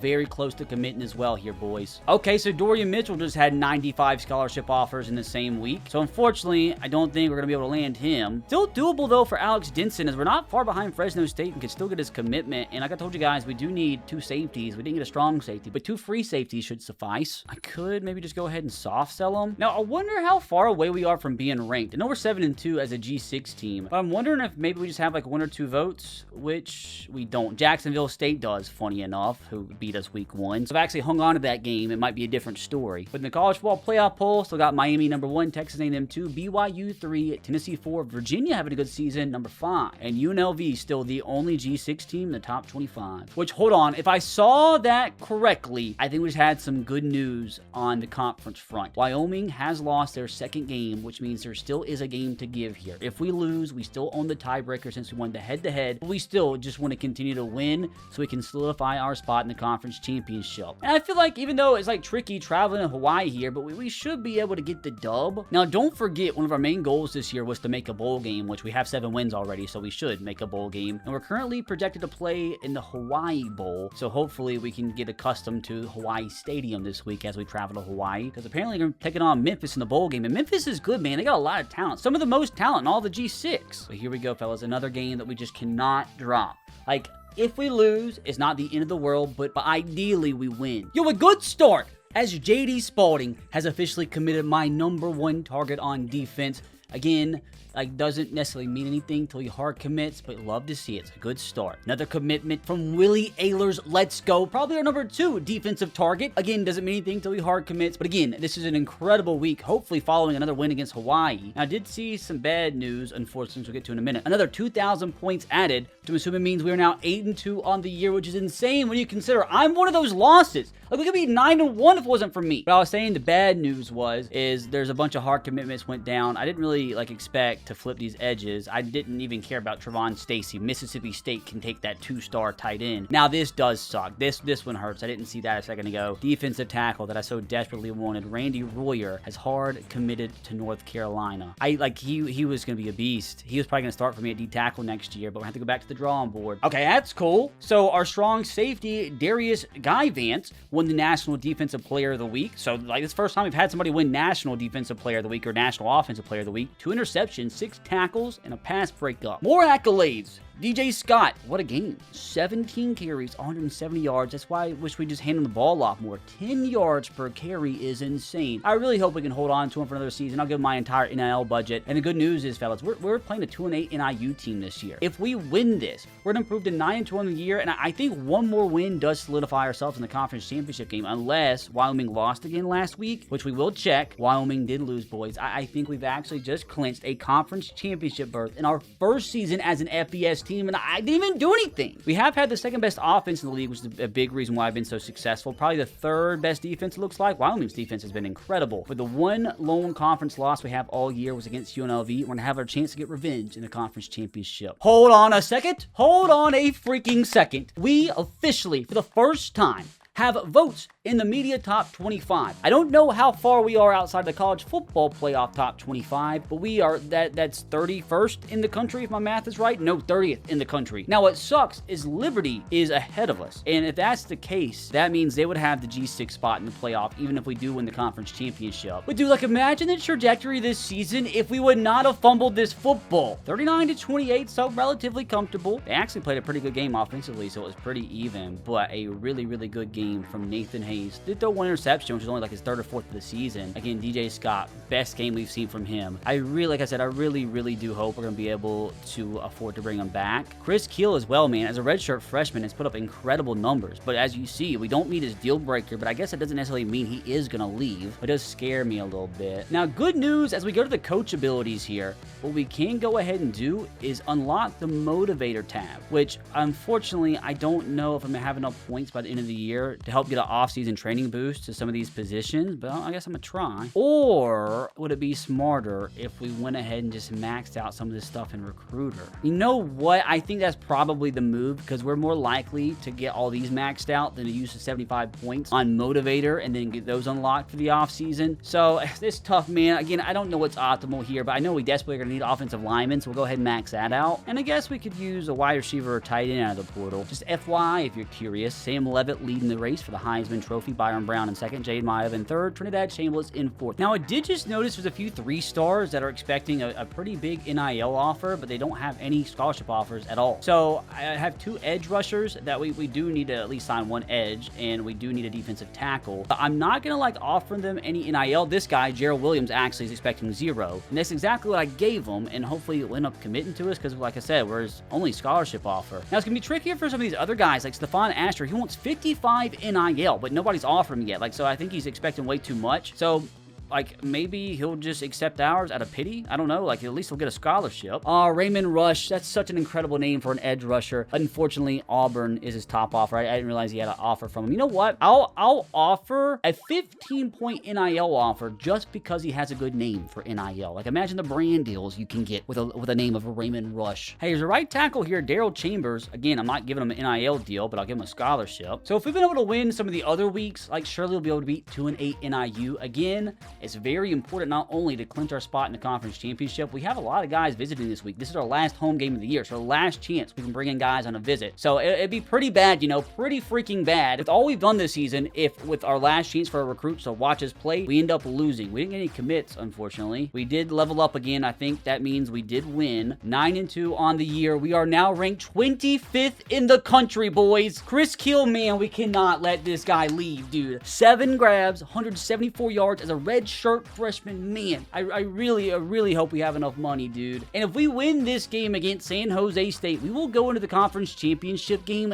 10-2 with an outside shot of actually making the playoff. Hold on a second, actually. Hold on a minute. UNLV is still projected to make it, which if we beat them, we can make it above them. They are ranked 19, which unfortunately there's a lot of G6 teams ahead of us. So even if we do beat UNLV, there's a chance that we still wouldn't pass Boise State. I mean, UAB's 11-0, man. So we probably wouldn't pass them either. And honestly, I wonder, is it would it be better if we let UNLV win and make the playoffs for our conference prestige? I mean, I can't do that. I can't lose on purpose, but it's maybe if we do lose, it wouldn't be the worst thing in the world. Man, we're in a recruiting battle for this 2-star free safety, but unfortunately he visits Fresno State this week, so I really don't like our chances. Teron Chesley, though, very close to committing, which would be a big free safety commitment. I might just go ahead and go all the way with him, give him 50 points. I will say I'm very worried about JD Spalding here, because as you guys see, he still is verbal committed to us, but like West Virginia is really close behind. I do believe that we're actually gaining more ground than what they are, but like that would suck. He's like my number one prospect. I want an outside linebacker, and I really wish we go ahead and hard commit so I could save those 50 hours a week. Same thing with Willie here, man. That would save me another 50 hours a week. So no movement on the defensive tackle front. Again, we're like his only scholarship offer, so we'll have to see if we can get into the top 10, and no movement whatsoever on the edge rushers. Massive week here, fellas, as we advance past San Jose State week, which should lead us into the conference championship week, or should be at least close to it. Hopefully we can gain another commitment or two this week, or at least some hard commitments. As first of all, oh, thank God. I was so worried. We are no longer threatened by West Virginia because JD Spalding has officially hard committed. Hopefully same thing with the cornerback. Yes, he did. Let's go. Our two biggest defensive targets are officially going to be North Dakota State Bison. Oh no, did we lose? Did we lose? We lost. Oh, the most disappointing loss of the season. There goes our chance at the college football playoff here in year one. That's not what I expected at all. That's actually very disappointing. We finally get ranked for the first time this season. We have Nathan Hayes. Let's get back in the positive mindset. I never expected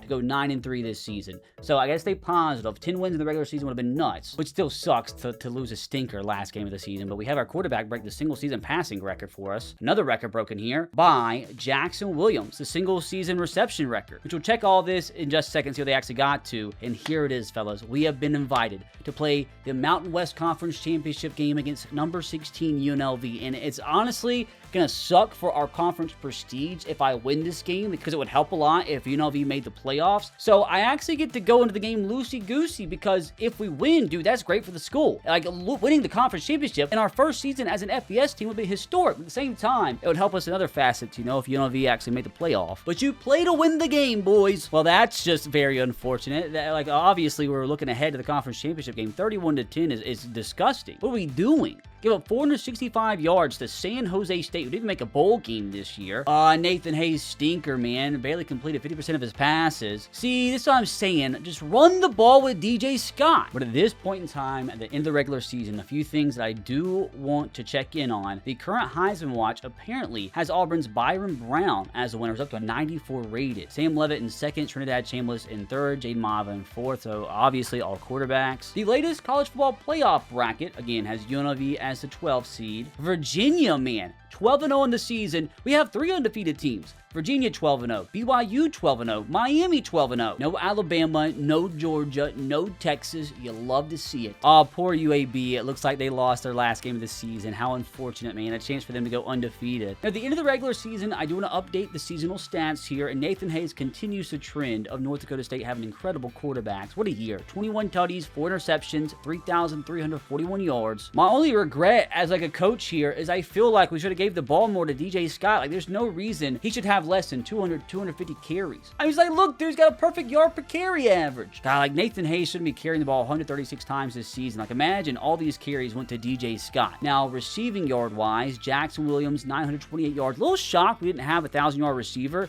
but a bunch of young guys balling out, man. Really excited for Chris Keel, especially if we can keep him around. Our tight end with a good season, only a redshirt sophomore, Reese Kessel, actually a hometown guy from Fargo, North Dakota, 75 rated, so maybe we can get into the 80s if he sticks around for his entire career. Oh, and I will say, a little disappointed in Keenan Wilson. Like, he had a fire first half of the season. He really fell off. Only 11.5 sacks, was still great. I was really expecting like at least 15. Now, at this point this season, just out of pure curiosity, Ohio State, #1 recruiting class, 7 5-stars is insane. Got Pitt in the top 10, so shout out to them. But at this point in time, in my first season ever recruiting in college football 27 Dynasty, and I still have no idea what I'm doing. I mean, we only have 6 commitments, but it's still the 78th ranked class, and that's pretty impressive considering we've only committed 65 NIL towards our roster. I mean, I know LSU only has 4 commitments, but we're literally just 2 spots behind them. I mean, we have a better class than Nebraska, got a better class than number 4 BYU, better class than Washington, so shout out to me. I guess I'm not doing nearly as bad as what I thought. I'm probably not optimizing things, but at least I'm trying my hardest. Hold on a second, guys. I just realized that Henry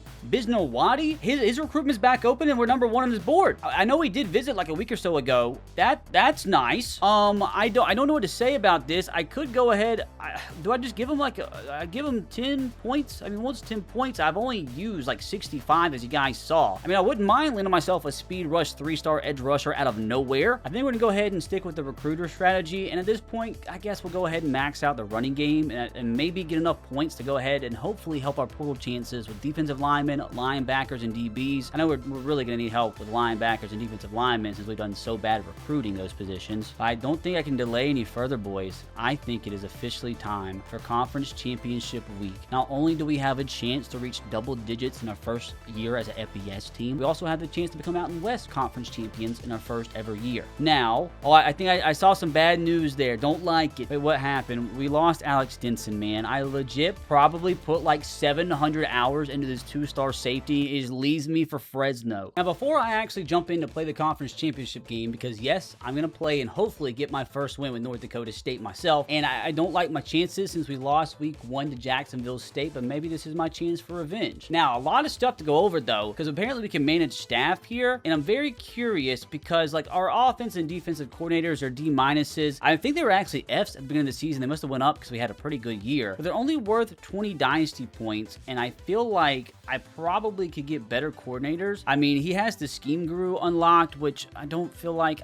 we probably need a little bit better than this. Like getting a coordinator with either recruiter or maybe even motivator would be huge. Yeah, same thing with our defensive coordinator. So like, I'm scared. Like, I don't know if I fire these guys, if it's going to screw up anything with my recruits. You know what? Let's do it. We're going to fire both of these coaches. You'll be able to hire the replacement in the coach carousel starting in bowl week 1. I just really, really hope that doesn't screw anything up with our recruits. We're going to fire both of these guys. I have the Dynasty points to get somebody better, I think. It does mean we have to play the conference championship game without coordinators. But at least from the surface, it doesn't seem like I messed anything up with our hard commitments. I still can't upgrade facilities, unfortunately. So with that, boys, I think it is finally time, after this incredible first season, that we hopefully go win ourselves a conference championship. This is the absolute perfect chance for revenge on 2 different fronts here, for me personally and the team as a whole. I lost my game week 1 versus Jacksonville State, and a win here to win the conference championship, for me personally, to me would make up for that. And then separately, one of our 2 conference losses by the team themselves was to UNLV, I think like week 4, like week 5 maybe. So this is the perfect chance to get revenge on UNLV for beating us, and the perfect chance for me to get revenge on losing week 1. It's gonna be tough though. If I can't beat Jacksonville State, how am I supposed to beat 16 ranked 11-1 UNLV? Wait, why does it look like I'm wearing corn? All right, week 1 against Jacksonville State, at least I started off by locking down their offense. Hopefully I can do the same against UNLV. Which not okay. That running back, he seems a little bit too shifty for my liking. She might actually be smart to know what I'm working with here. So UNLV's got a really good quarterback, Jackson Arnold. Completely forgot about that 84 speed. He's got Alex Orji behind him, 89 speed. God, Jackson Arnold is such a good quarterback at this level, man. On the ground, 90 overall. Jaden Thomas. Not gonna lie, boys, I really don't like my chances. 3 receivers over 81 rated. A really good tight end, an extremely good offensive line. Their defense, I mean, it's talented. Maybe not as talented as what the offense is. Linebacker core is a little weak, but man, you best believe their talent is head and shoulders above ours. But you know what we have that they don't? The heart of the middle. Okay, he's just bouncing off of tacklers, man. Play action pass. Oh, I was just like each time I'm like really close to getting a user pick, I'm just like a step or two too late or a little bit too short. Roll out to the left. All over it. Big hit.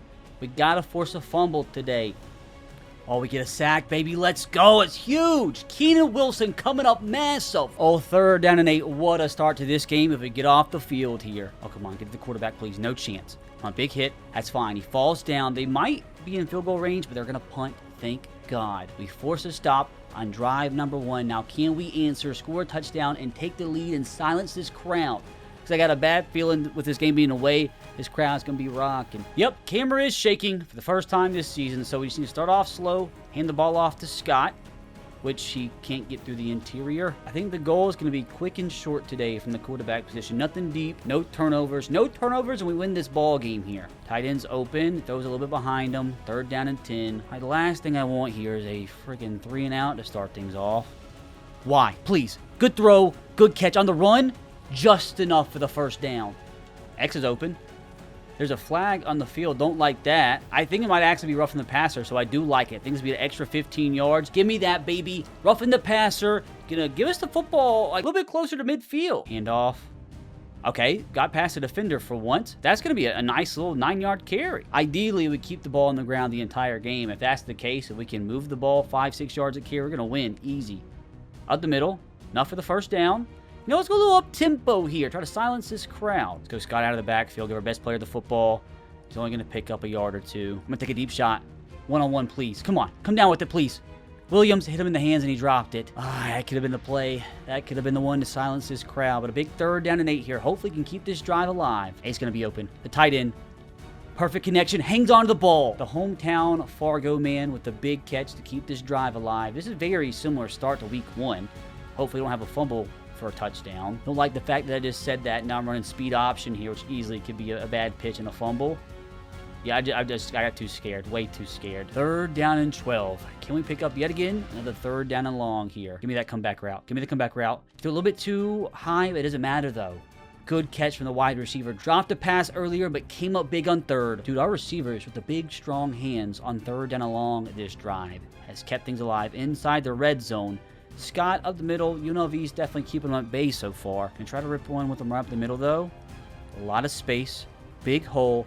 Down to the 2. Can we get one more play off before the quarter ends? Come on, to take a 7-0 lead. Going into quarter number 2. Got the snap off. Up the middle. Scott stuffed to the 1. Little anticlimactic, but what a start to this Mountain West Conference Championship. Scott, please. Our best player with the ball. Oh, he almost got stuffed again, but just enough to get that football into the end zone. North Dakota State takes an early lead in the Mountain West Conference Championship. But again, man, got to keep our foot on the gas. Remember what happened week 1. This is literally like the same exact start as it was against Jacksonville State. We need to prove today that we can learn from our mistakes from that week 1 matchup. Keep the ball in the hands of our best player, not turn the ball over. And if we can do those things, we're going to come out as conference champions. Unfortunately, pretty good field position for him after a pretty good kickoff return. 2nd down and 5 here. Maybe you can still force them to a 3 and out. A lot of pressure from the interior. Running backs wide open. Breaks the tackle. I'm telling you, we're going to hit stick and force a fumble sometime today. But unfortunately with that, they're already in plus territory. They were last drive and still didn't score, so maybe we can do it again. See if we can get some pass rush. Fake jet sweep. Running back again out of the backfield, so it's obvious what their game plan is today. Kind of like ours, just get the ball in the hands of your best player. But man, this is UNLV's chance to make the college football playoff, so keep in mind what's on the line here. And with things on the line, their offensive line with a stinker. This is literally the same exact drive as their first one. Let's hopefully force them to a punt, just like the first drive. Pressure again. Oh my God, take it to the house. G-Vance, please, please. Spin move. Brother, what is going on? We did not force a turnover the entirety of week 1. We just picked off the best quarterback in the Mountain West Conference on drive number 2. This is literally a better start than I could ever imagine. Gotta make him pay, man. Even a field goal to take a 2-possession lead would be huge. We'll play action pass. Maybe take a deep shot. Oh, if I had time, man. B, down the field? Please come down with this. Oh, off his hands. I had multiple receivers open, but I started scrambling a little bit too early. I honestly probably had 2 guys wide open down the field, but sometimes you get a little antsy in the pocket. We're going to make up for it here with a good run from Scott. Brother, I beg you. Out the middle. Oh, stuffed. Man, we have got to find a way to make him pay after the interception because we're definitely not in field goal range here. The comeback route again. Oh. Oh, it hit him in the hands. Oh my God! You know what, fellas? I'm feeling a little frisky here. If you're going to beat a team that's ranked number 16 in the country in your first year as an FBS team, you're going to have to sometimes take some chances, and this is one of those. I mean, if worse comes to worse, we just chunk it deep and it'll be a punt anyway. Come on, please. Oh, it's a little bit too short. Yep. GG. Probably so many better options there, but it's fine, though. Yes, put that behind us. Could have done a lot better there. Could have taken a 2-possession lead in the conference championship. But our defense has been playing strong, and hopefully they can continue that trend here. You force a fumble? I'm telling you, I'm going to hit stick and force a fumble here. Oh, run up the middle.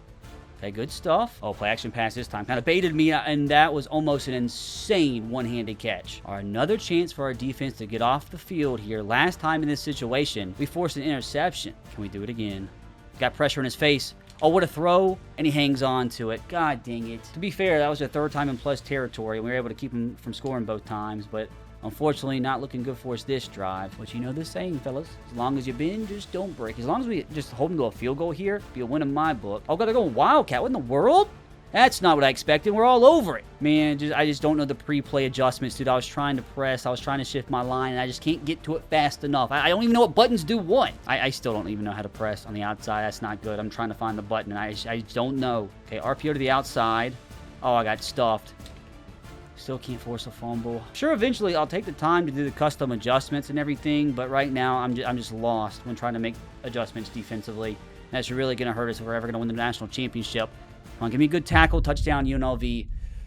Oh, man, it sucks. We were so close to taking a 2-possession lead. Now they've tied things up, man. All right, 1 minute and 31 seconds left on the clock. Again, this is eerily similar to Week 1 versus Jacksonville State, this entire game. Like, this is the situation, pretty much, where I fumbled for a touchdown. So let's hopefully not have that happen again. Just dump it off to our running back, and I actually got really scared there. Keep in mind, too, we do get the ball at halftime, so we can put up points here that'd even be more massive, because, I mean, we score a touchdown here, score a touchdown after the half, we take a 2-possession lead. Let's just focus on just, like, taking a lead, like, even if it's a field goal here.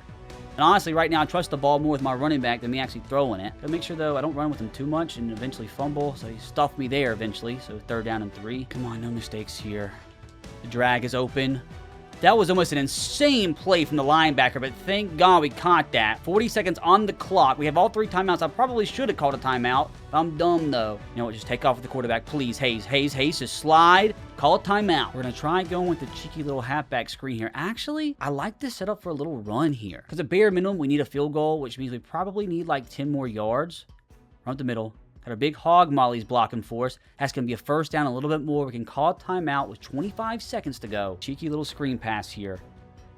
Just an absolute disaster. Going to have to call a timeout. Horrible. Oh, this is really bad with no timeouts, man. Part of me feels like I just go ahead and kick the field goal here. No mistakes, boys. RB down the seam. Lots a little bit too much. He's going to get big hit.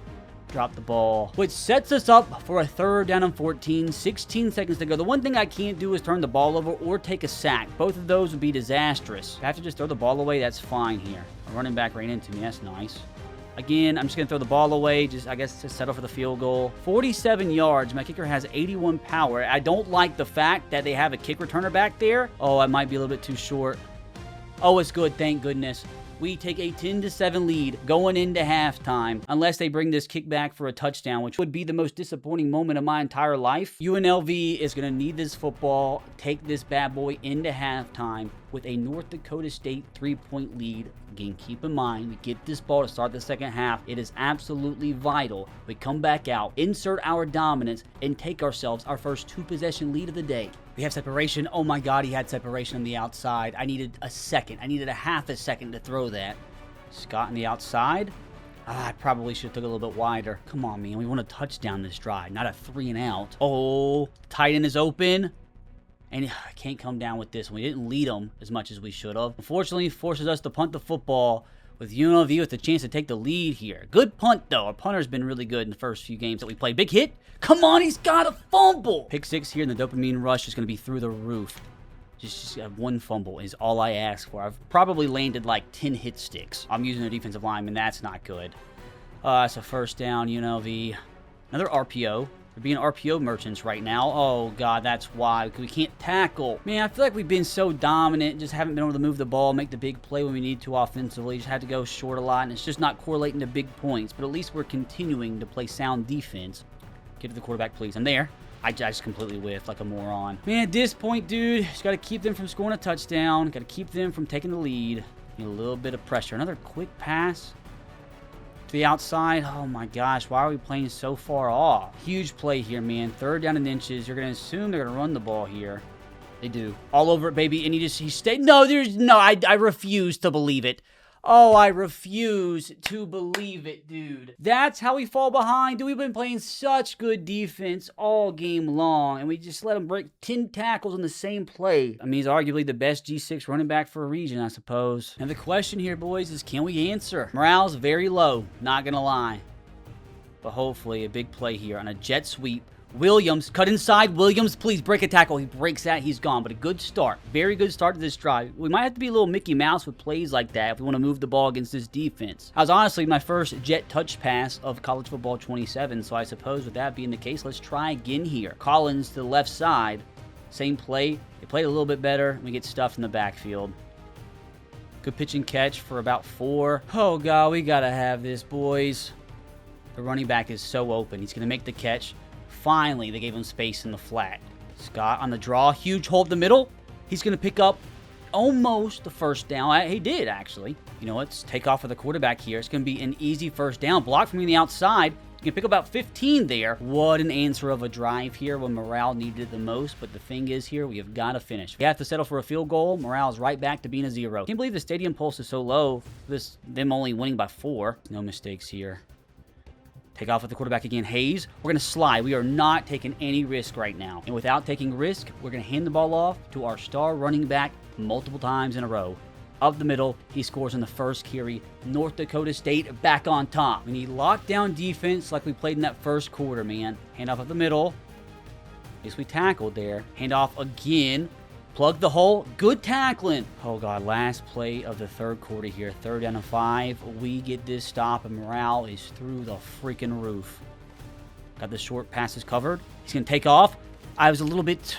he just got juked out of his shoes, man. What a horrible play. What a horrible end to the third quarter. But the good news, we still have this lead here, boys.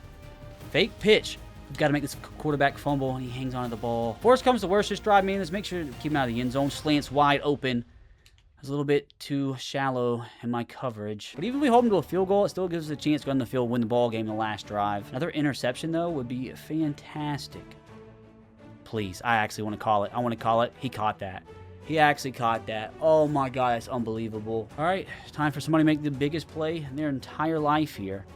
I shifted my defensive line the right way. Let's go. Oh, this would be historic.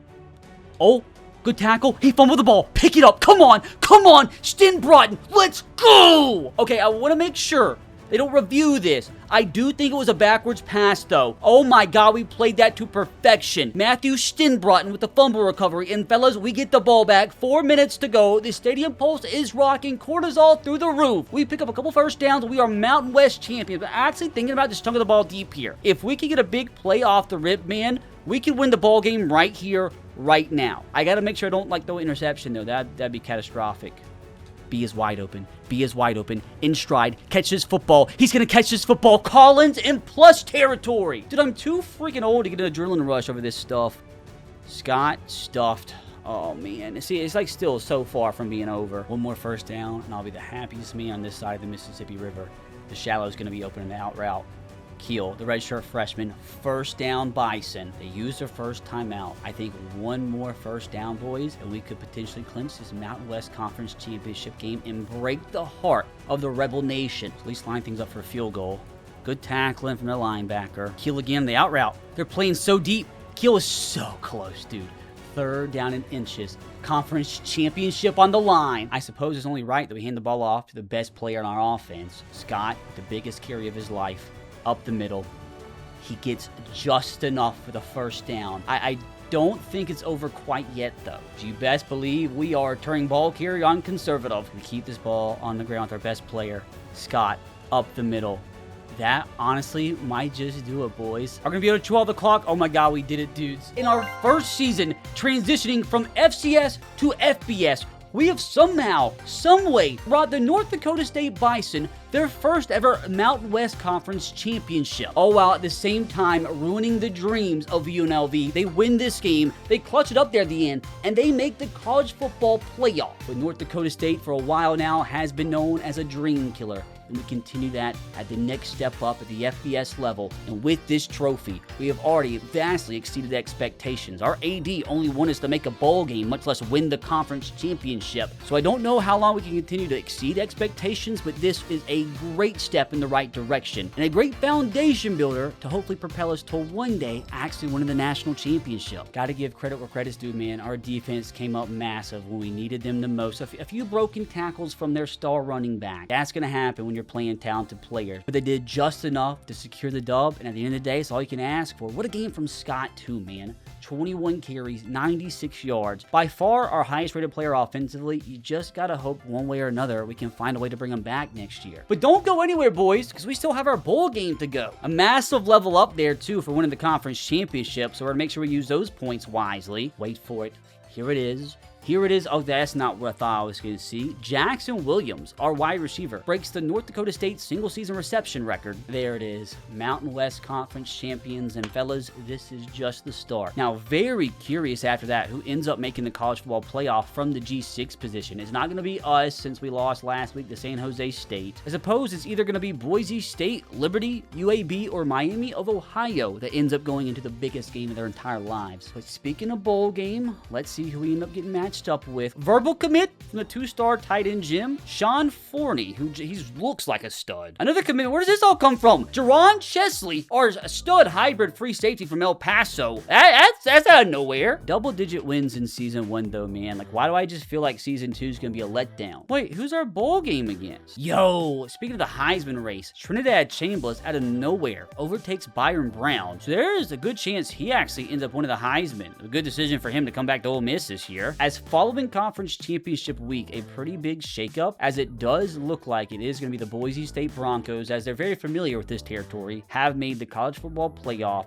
Virginia finishes the season off 13-0 as ACC conference champions and number 1 in the country. Only team that ended up undefeated. Come on, what bowl game we playing in? The 1000 XP. Ooh, crazy he won the Heisman with only 17 passing touchdowns. He must have went crazy on the ground. Florida Atlantic in the Military Bowl. That's how we get rewarded for winning the Mountain West. That's a little disappointing. Now, before we get into our bowl game, there's a lot to go over here. So first of all, I have job offers. I'm not taking the job. I am curious to see what's going on here. It's the first time looking at coaching carousel in college football 27, which got vastly improved. So apparently they're interested in me for the Oregon State job, Southern Miss, and App State, which App State finished the season ranked. They also got the Michigan job open, Clemson job, Georgia Tech job, Kentucky, Stanford, Baylor. I'm not up for any of these, which is kind of nuts, you know, considering I just won 10 games with North Dakota State in their first season as an FBS team. But it doesn't matter. I don't care if Michigan would offer me. I wasn't taking it. One way or another, we're not stopping until we take North Dakota State to a championship. Now, I do need to hire staff here since I fired both of my coordinators. Now, this is going to be tricky. I have 190 points to use here. Now, unfortunately, we don't have the best of options, but what I am looking for is a master motivator. And the cheapest master motivator out there, we have Lucas Washington from Jacksonville State, or this guy, Max Warner, who just got fired from UMass. He's only going to cost 20. He actually has interest, and as mentioned, if we go over to his skill tree for master motivator, what I wanted right here, the quarterbacks we have will get a boost in the off-season training, which should up their overall. We'll get that same boost to both wide receiver and tight end. Oh, there's another one that will get the boost to quarterback, get the boost to wide receiver, tight end, and give the boost to offensive lineman. I might have to go after Lucas instead. Unfortunately, he doesn't have much interest in the job, so his expected offer is actually 45 Dynasty points. I have 190, so I suppose I'll go ahead and make this offer. I mean, I'll bump it up to 50 to make sure I land him, because again, I have 140 points. I'll actually go up to 155. Now, can I find a master motivator on defense? Yes, I can. Got Jess Lowup here. Okay, there's actually multiple master motivators, which is incredible. Okay, obviously this one a little bit more geared to the defense. I mean, he'll give a boost to defensive linemen, linebackers, and defensive backs. Oh, God, he's much better than the guy from Troy here. So we are going to be offering Jess Lowup, who has a 54% interest in this job. I have 70 extra points available, so I suppose I'll up this offer to like 75 Dynasty points. Like, I don't know if they go to waste if I don't use them, so might as well well,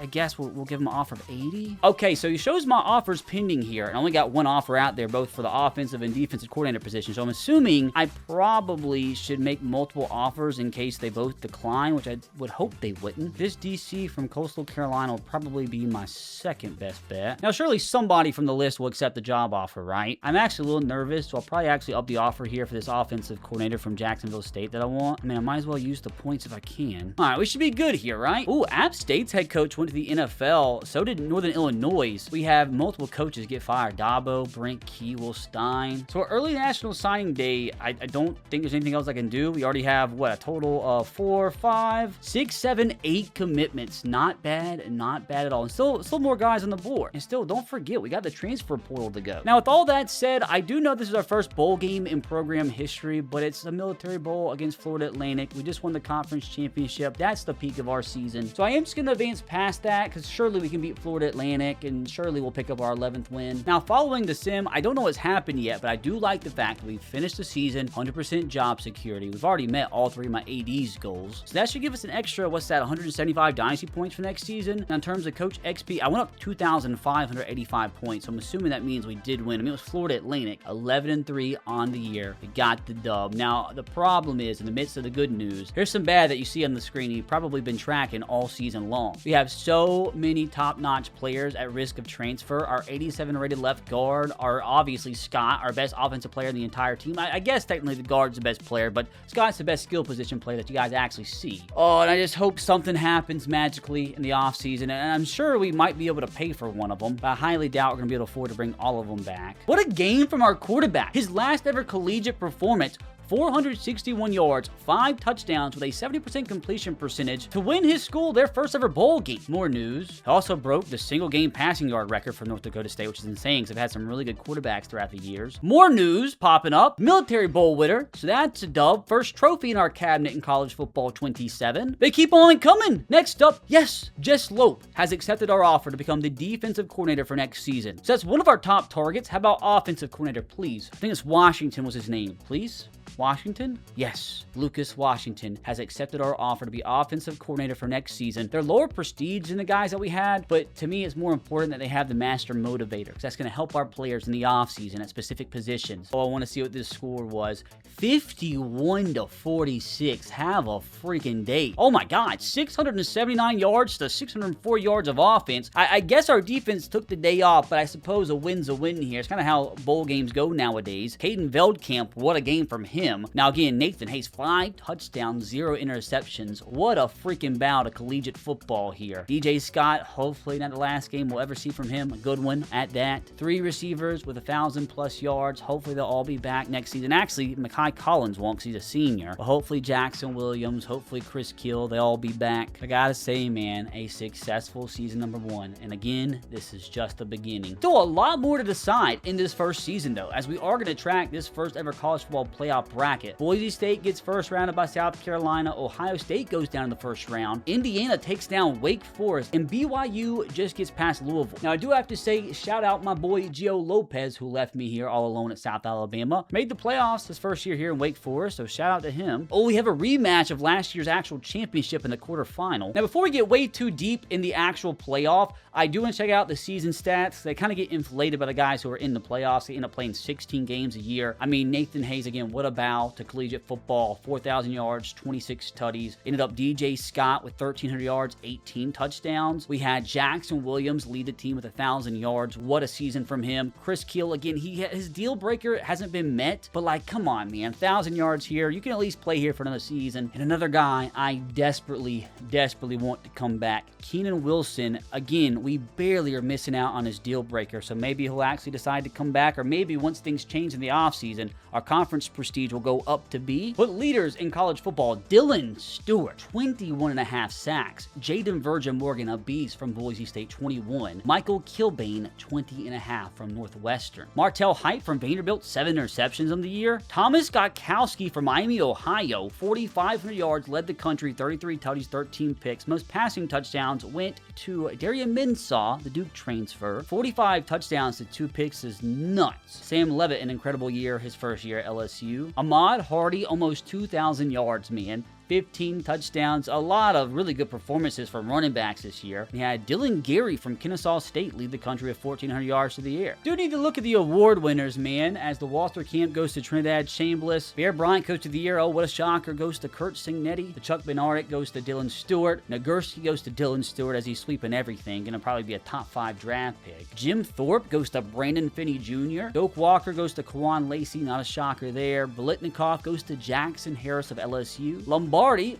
goes to Dylan Stewart. Another trophy in the bank for Trinidad. Outland Trophy, gotta love it for the big hog mollies up front. Texas Tech center Sheridan Wilson won the award. Brady Small from Army, look at him coming in third. The John Mackey goes to Hunter Tipton of Memphis. Matt Patricia wins the Broyles Award. Dick Butkus goes to Elijah Melendez, 77 overall linebacker, which is kind of nuts. So many awards here. I'm just going to fly through them. I'd be sat here for 5 hours. The Ray Guy goes to Kennesaw State's punter. Cole Pryor wins the Jet Award. Sean Alexander Award goes to Keelan Russell. Look at that, man. I was looking for this. Chris Keel, third in the Sean Alexander Award voting, which goes to the Freshman Player of the Year. I'm just worried, though, that's going to make other teams come in to offer for them. And last thing I do want to check is the All-Americans from this season, see if we had any North Dakota State players come first or second team. Unfortunately, nobody first team for us. Looks like, again, unfortunately, nobody. Oh, we did have our strong safety, Darius Guyvance. Let's go. Second team, he's a senior, so he's not coming back. Well, again, what about your collegiate career? Coming second team All-American across the entire country. And freshman award, of course, Chris Keel gets all freshmen, which is the only one to make the freshman team. How about all conference here? DJ Scott, of course. Hawaii's quarterback must have went off to win it over our QB. Jackson Williams, also with his 1,000-yard season, was voted Mountain West all conference. We had Keenan Wilson, of course, got first team at defensive tackle, and so did pretty much our entire secondary. Had a few guys on second team as well, including our quarterback, our Sam linebacker get it, and freshman team, pretty much like a bunch of our skill position players. And freshman team had our backup, or maybe third string running back, Chris Keel, of course,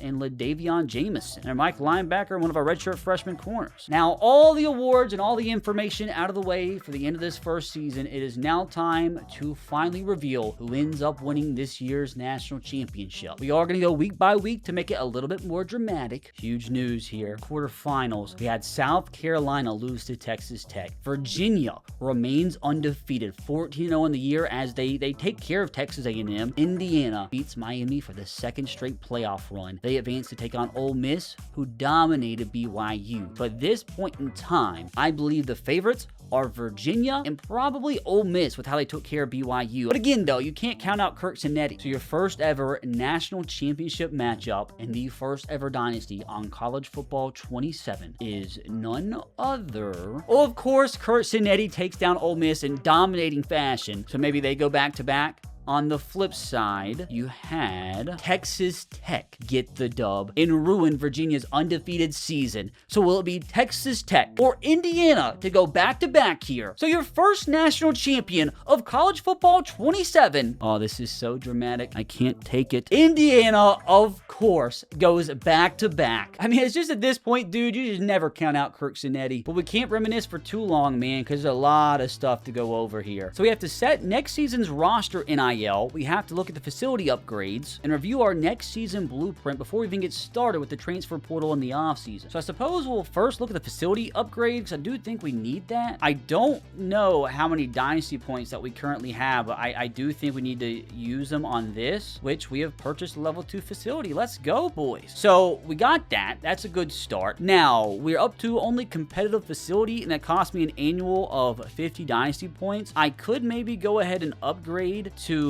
Premier, but that would, I think, cost way too much for what our budget is. Now, we do have an equipment slot available, and I'm not sure what that does. Okay, interesting. Honestly, I probably want to get something that just increases our athletic facility grade, so it looks better for recruits. I have 1,370 points to use, which again, I don't know if those reset in the offseason. I legitimately have no idea. So let's just go with the branded equipment room that only cost 100 dynasty points. Again, hopefully this isn't an L, but again, it's going to make our facilities look a little bit better. So I think for now, we're good on the facilities. So now we need to set our next season's roster NIL. Oh, God. Okay, so we have 1,270 unspent dynasty points. So luckily, our left guard, only expects 185 NIL. Now, his risk of leaving is through the roof, as a lot of these players are. So I wonder if I just overpay for their NIL, they'll just stay. So Griffin, like, he's our best player. So, oh, you can see the risk of leaving change by how much we offer them. Interesting. So if I go above and beyond with him, maybe get it into the green, that's way more than what I want to pay, but it's in the yellow now. So his risk of leaving is in the yellow. So I don't want to go any more than that, because I don't want to spend all our NIL on just one player, because I desperately want to bring back DJ Scott for his senior season. Now, the thing that we're going to have to figure out here, and I could make a big mistake that just completely dismantles this program, is I don't know if this unspent NIL counts towards the transfers we're about to go after in the transfer portal, or if it's just our current roster this year. Because if it's just our current roster, I feel like we should be able to bring back all these guys. But at the same time, what if I go and offer all these guys like exactly what they want and more to make sure they don't transfer and they don't have anything to spend on recruits next year or in the transfer portal? So DJ Scott, we're absolutely going to bump this up,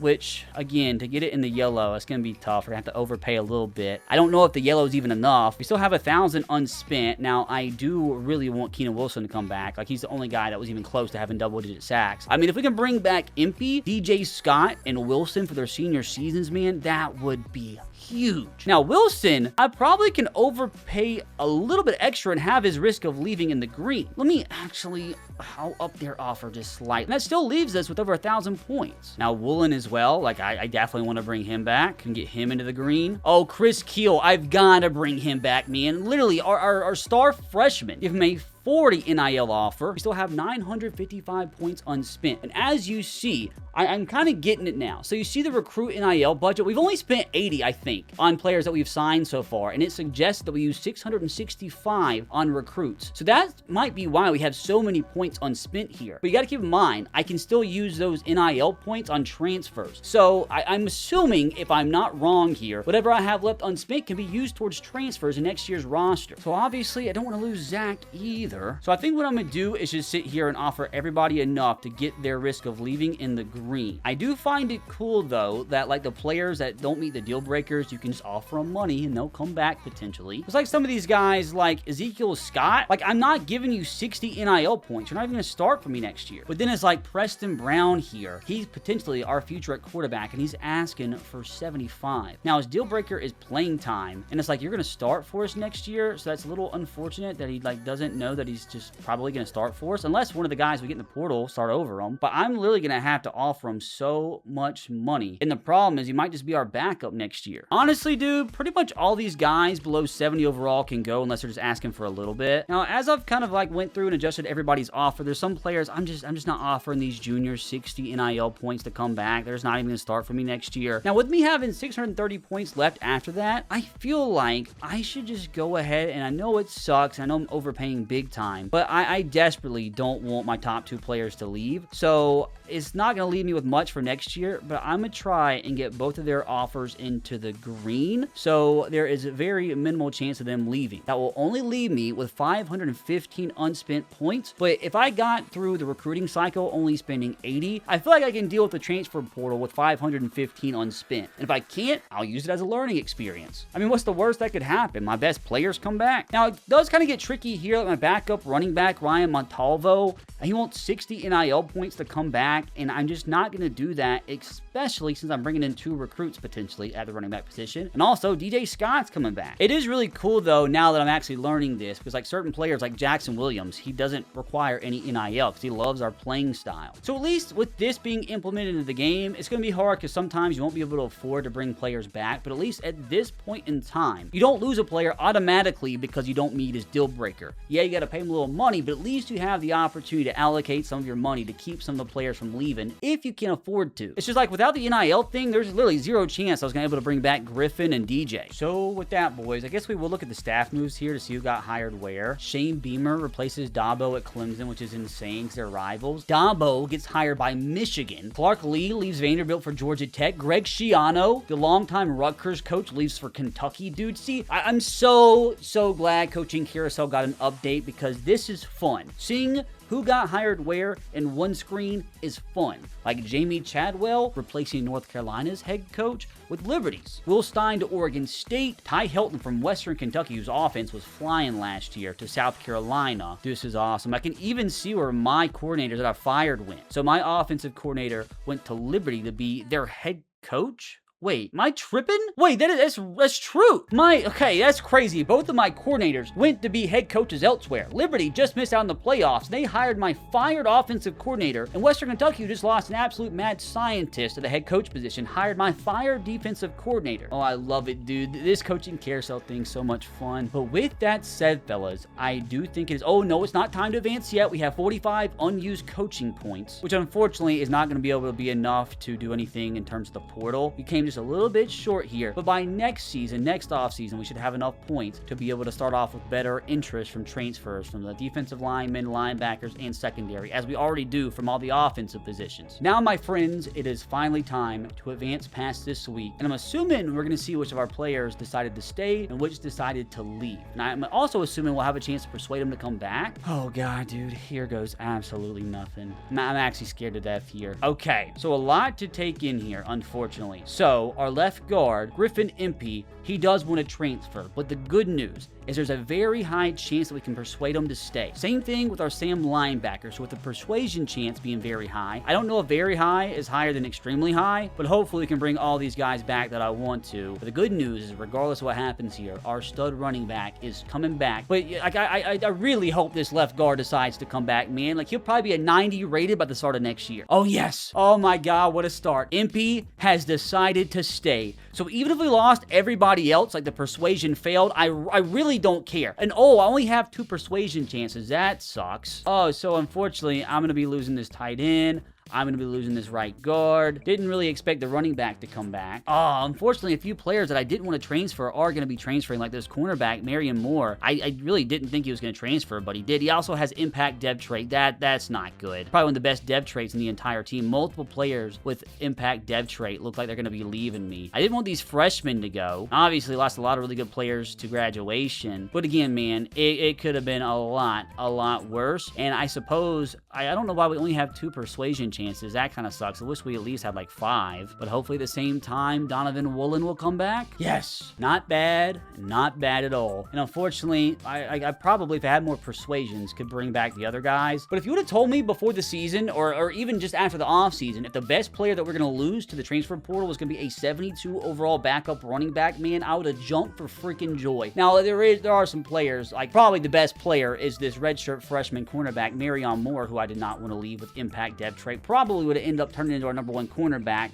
That's what the transfer portal's for, and I'm sure that we can replace them. So, dude, I'm actually really happy about that, man. Head into the transfer portal. I don't think there's anything else we can do now. I still have 515 recruiting points to use. Well, we actually got the NFL draft logo in the game this year. That's cool. Do we have any of our players get drafted? Would be huge for pro potential. Unfortunately, no. But all I care about right now is this transfer portal. First time navigating it too, fellas. So just like recruiting, I'm gonna have to learn here. Now, before I even look at the portal, this like junior college running back still has no other offers. We're way ahead of everybody else, so I don't even really think I need to allocate that many hours to them. We have 475 here in the off season. Maybe I'll just I can schedule them a visit, but I want to save that for some of the bigger portal guys that I could potentially get. Again, I don't even know if I can get a 4-star. Probably not. Probably just a bunch of 3-stars. I can still land this beast 3-star tight end, Matt Teague, but I don't want to allocate too many hours to him because we're way out ahead for him as well. He's about to verbally commit. Daryl Chambers still has no offers, so I'll put a little bit of time onto him. So I do want to get some good incoming freshman linemen. Unfortunately, we're not going to be able to get any freshman guards. There's a few other guards that I have found that haven't decided one way or another. They still haven't had any scholarship offers. So Brendan Levine, he is getting literally 0 NIL. But again, I can spend 545, so I need to like not be way too stingy. This guy expects 75. He's absolutely not getting 75, but he will get a scholarship offer from me. Now, Kramer, I could potentially land him. Boise State is quite a ways ahead of me on him, but I don't want to schedule a visit just yet. I might put like like 25 minutes on him because, again, he looks like a really good center. Oh, no way, dude. Vanderbilt passed me up for Henry Bisnotti. I literally had like 50 minutes allocated to him like every single week. Now, I don't actually have him any sort of NIL offer, so maybe if I actually up that to 10, maybe even 15 would be worth it to get myself a pretty good edge rusher. Still probably be pretty tough to pass up Vandy. Now, Gerald Williams here, we're still quite a ways behind Virginia Tech, but he's expecting 0 NIL. So if I bump this up to maybe 10, that might tickle his fancy enough to put us ahead of Virginia Tech. But we're still quite ahead on these 2 middle linebackers, so maybe I can actually end up signing both of them. So that's it for our high school recruits. Now I suppose, boys, it's time to actually look at the transfer portal for the first ever time. I literally have no idea what to expect here. Oh, it looks like a bunch of 2-stars. Just curious at quarterback. You got Drew Mestamaker, Nico, Lenore Sellers, Damon Williams, Kamario Traylor, Bear Bachmeyer. I will never probably in my entire life be able to pronounce his name, but I know he's a really good quarterback from Cal, but unfortunately, these guys are way too far out of our price range. Maybe could find a decent little 3-star. Oh, I really like the look of Tremel Jones here. A really young freshman transfer out of Florida, only asking for 35 NIL, and I absolutely can afford that. I was looking at Michael Van Buren. He's a former Mississippi State QB, would probably be a super high rated, but for the money, I feel like Tremel Jones is better bang for our buck, plus he's a freshman. What 4-stars asking for the least amount of money? Grant Lawless, 135. Bryce Baker from Virginia Tech. In general, what is the lowest amount of money a 4-star is asking for in the entire country? 95 from a 4-star free safety. Do I try? I mean, there's a bunch of 3-stars that are asking for literally 0 NIL. What about Zaire Johnson out of Ole Miss? I mean, he's coming from Ole Miss. He's got to be half decent. He's only asking for 35. He's also a freshman, so I guess we'll put him on the board. I wonder if you're like a senior that I really feel like we could target and land, and maybe he could be our starter next year to lead us to the playoffs. Or maybe at least a junior that we could keep around for 2 years. Now, I will say that it does look like the transfers are asking for the least amount of money at the quarterback position are the freshmen, which I suppose does make sense because they're probably the lower rated. Man, part of me really does want to try to get Michael Van Buren. You know what? We'll put Drake Lindsay on the list from Minnesota. How about that? Now, what about running backs? So Jason Brown here actually kind of perfect. Like, I know running back is like the last position that we need, but once Scott does graduate, we're going to have a pretty big hole. Like, I know we're going to get some pretty good running back recruits coming in, but it wouldn't hurt to get ourselves a talented youngster coming in the portal. Probably same thing with wide receiver as well. But we have a 6'5" wide receiver, and that's one thing we really didn't get was size in the recruiting class. Cooper Stinnett, 6'5", 3-star transfer asking for 0 NIL. That seems perfect. Ooh, a freshman transfer coming over from either Indiana or Ohio State.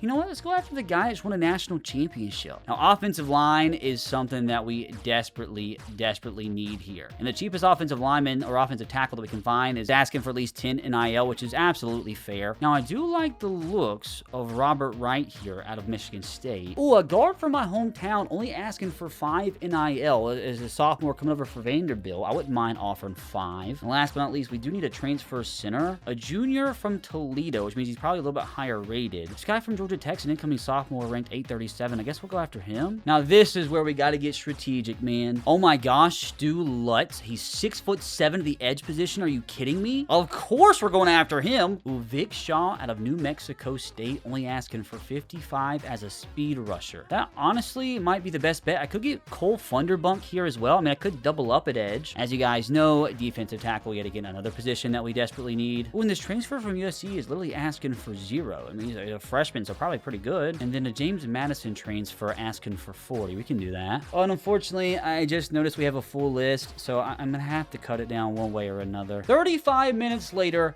all the offers have been sent. All the money has been allocated. All the hours have been allocated. We have 15 Dynasty points left in case I need to up the offer of anybody. What I decided to do is I'm not going after Michael Van Buren yet. I'm going to have him on the board to kind of see what happens. If nobody offers him, I'm probably going to go in with a low ball offer, see if I can pick him up, because, dude, like, he could be the difference that's making the playoffs next year, or at worst, his senior season. But I just really hope at bare minimum I can land one of these 3 quarterbacks. My number 1 target absolutely is Tremel Jones. I think he's going to be an absolute stud. He'd probably start right away, which means like a lot of the guys that we sign would have to sit and wait for a while, but I think it would 100% be worth it. Our backup option, honestly, is Drake Lindsay. He seems like the best fit as a North Dakota State quarterback. He's probably the highest rated, but again, I just really want Tremel Jones from Florida. Zaire Johnson is probably my 3rd option, but again, a lot of the guys might lock us out the first week. I have no idea how this is going to go. Like I said, we have 1 4-star on the board. He's the 4-star asking for the least amount of money in the entire country out of the transfer portal. 95 is still a lot, but we could afford it. Again, for all I know, he locks us out the first week. First time we're all experiencing the transfer portal together. I don't know. Wish me luck, boys.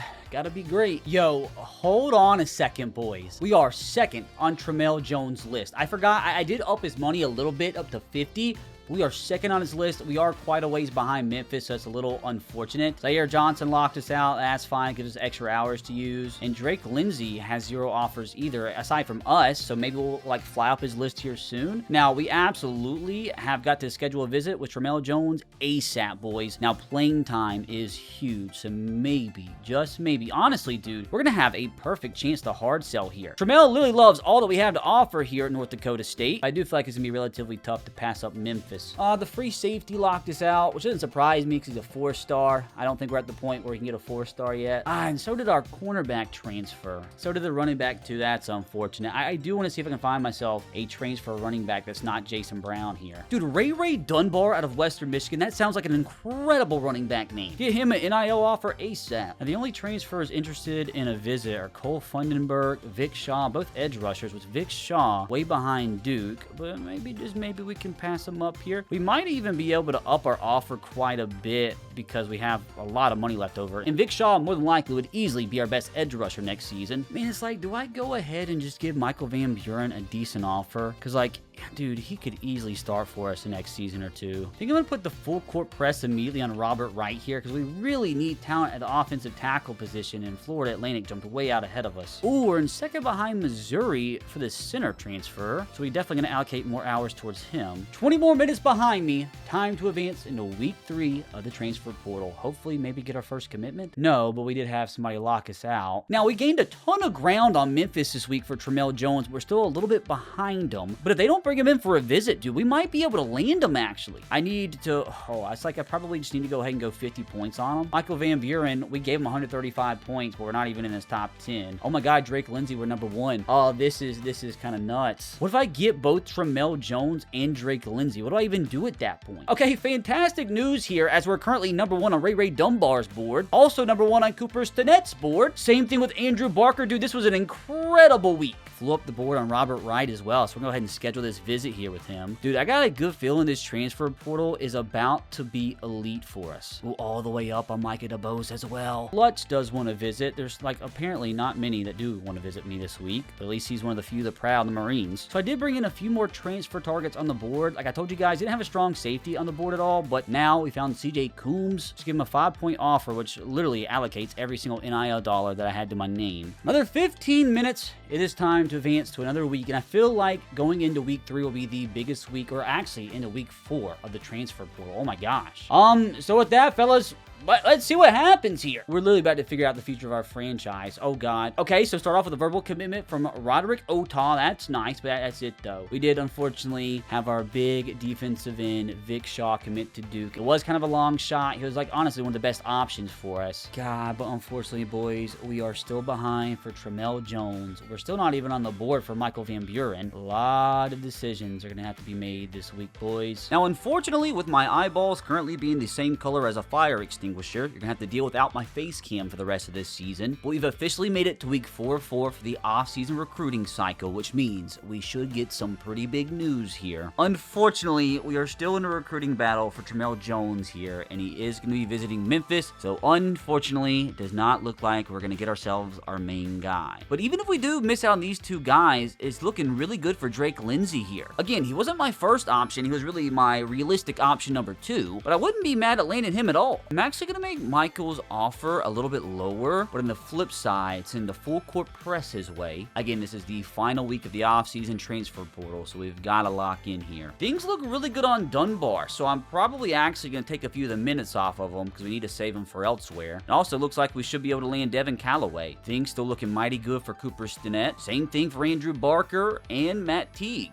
Still a little bit behind Florida Atlantic for Robert Wright, and there's really nothing else I can do, so unfortunately, I don't know if I'm going to be able to land him. I mean, I could always try to up his NIL offer just a little bit. And again, Daryl Chambers, he doesn't have any other scholarship offers, so hopefully he ends up committing to us. Kind of same thing with these two guards here. Like, they've never put us in their top 10, but we might be their only option. And thankfully, things looking very good for Micah DeBose here. Ooh, I wonder for Amani Kramer here. We're still behind Boise State going into the last week. Because of our motivations, we're not going to be able to do a hard sell, but maybe if I went ahead and, again, did a full court press, 50 points on him, maybe we could pass Boise State. And for this center transfer, unless Florida Atlantic does something wild, we should be able to land him. It's been a roller coaster of a ride here for Henry Bisnowadi, but we're still in first place, and honestly, I'm confident enough that I took the 10 hours away from him so I can use them elsewhere. We're still behind UTSA for Stu Lutz, and we really need to get a transfer edge. Maybe if I could end up saving myself an extra 10 hours somewhere, I could possibly go ahead and hard sell. Or maybe I could save those hours and Kevin Roberts here, so we have a massive lead on him. Kind of desperately need this one to work out here. And man, we jumped all the way up into the top 2 for Malcolm Wilson Thomas, and we're literally just behind Wisconsin here. So maybe adding 15 points instead of 5 will be enough for us to jump them, because we're literally almost tied with them. And I mean, like, we should be golden on these 2 middle linebackers, so I do think since he's committed, we can go ahead and remove the points on him and use them elsewhere. Honestly, same thing with Cedric Asher here, but all of those that we just saved towards Malcolm Wilson Thomas. Oh, unfortunately, things not looking for Kobe Foreman, but maybe if I put more hours on him, we can get lucky. Oh, all the way into 3rd for CJ Coombs here. Maybe it would help if I up that NIL offer a little bit. It's like, I feel like at this point, I might as well just go ahead and save the money, save the time on Tramel Jones, because there's just no way we're going to be able to beat him out in this recruiting battle, especially with him visiting Memphis this week. So as much as it sucks, as he was my #1 option, you can't land them all. Frees us up to use some other points elsewhere. Now, we are going to jump in with some last-minute Hail Mary options. I mean, we might as well go ahead and use the spot and use the money while we can. In case we don't land either Drake Lindsay or Michael Van Buren, I am going to give a little offer out there to Deuce Bailey. Nothing crazy, just something you could fall back on if you needed somewhere to commit. Same thing with this offensive tackle option, Hayden Chrisman here. He wants to go to Houston, it looks like as a walk-on, but we will give him a decent offer, like nothing crazy. He's asking for 100 NIL. I'll give you 35. Again, boys, I have no idea if I'm just completely wasting my time here and wasting my potential money. This is all an experiment we're doing together. Another transfer option here by Job is a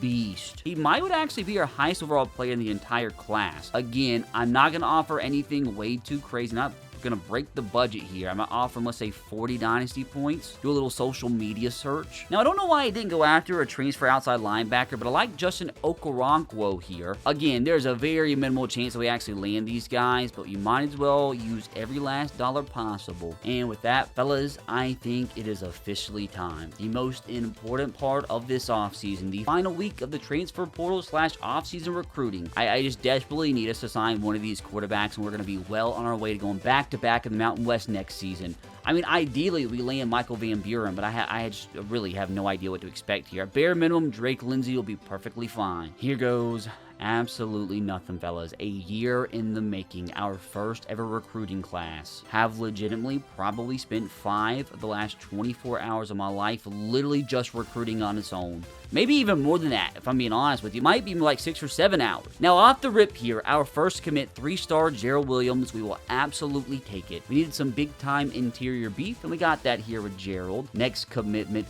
Micah DeBose. From my hometown, right guard transfer, we needed somebody to step in at left guard or potentially even right guard this season, and Mike is going to be that man. Let's see what his overall is. Kevin Roberts, another defensive tackle that we desperately need to do, loaded up on the interior this offseason. Next up, Ray Dunbar, the coolest name of the running back position in all of college football. Again, I don't know how much playing time he's going to get, but he's definitely going to provide some very good depth since we lost our backup running back in the transfer portal. Maybe he's a long-term option at running back. Next commitment rolling in is Devin Callaway here. The JUCO running back has been on our board the entire season, and he finally decides to commit. We need a running back help on the team. We only had 3 to go into the last season. He's going to come in as a sophomore and hopefully get some playing time. We need a quarterback here. Matt Teague, another tight end that's been on our board since the very beginning. He finally commits. Again, need quarterback badly. We got Henry. It has been crazy, man. The one player that committed to another school eventually decommitted and now ends up with North Dakota State Bison. So at least we get a good young freshman edge. We get get Cedric Asher? Do we get both of the middle linebackers? Oh, maybe not, but we do actually get Amari Kramer. We put a full court press on the final week of the offseason, and we end up surpassing first place to land the incoming freshman center. Okay, we get Andrew Barker, the transfer tight end, kind of just like an extra piece. We might actually have to end up cutting some tight ends. Oh, we did get to flip Stu Lutz. We do get at least one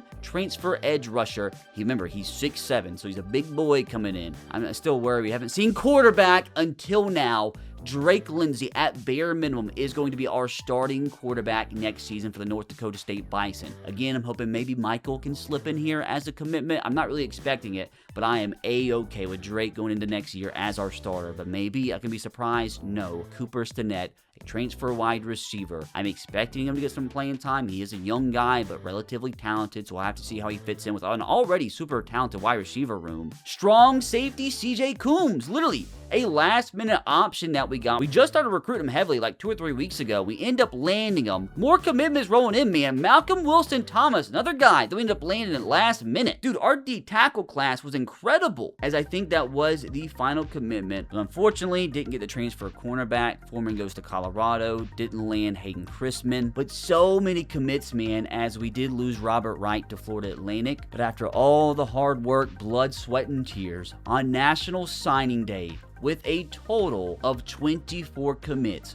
we end up with the highest ranked class in all the Mountain West Conference. 22 3-stars, 2 2-stars. Can't quite, rival the Ohio States, the Georgias, the Oregon, the Texases of the world. But the fact that I was able to land class number 59 in my first ever Dynasty, going into it and having no idea what to expect, not even know what I'm doing. I just finally started to get my hang of things there in the transfer portal. But in my first ever recruiting class at North Dakota State, ended up with a better class in Cincinnati, Arizona, Georgia Tech, number 12, Wake Forest, better than North Carolina, West Virginia, Michigan State. Not mad at our quarterback class whatsoever. Obviously, more than likely, Drake is going to come in as the starter. I mean, there is going to be a quarterback battle in training camp, like maybe the guys that we had coming back that we decided, give them a better NIL offer. Maybe they actually progress better than Drake and end up starting ahead of him. But he is the presumed starter. And then coming in, incoming freshman John Redwine, hopefully can age like a fine wine throughout his career and end up taking over for Drake Lindsey. Love this running back class, man. Super excited about Ari Ugbui, our lone gem at the running back position. Devin Callaway should provide depth as an incoming JUCO. And then Ray Dunbar is just good vibes, man. But I think I actually like our wide receiver class better. Yes, we missed out on our number 1 target, but Colin Wolford should be an absolute stud. As you guys saw, he's going to come in. I know he's only 5'9", but 94 speed,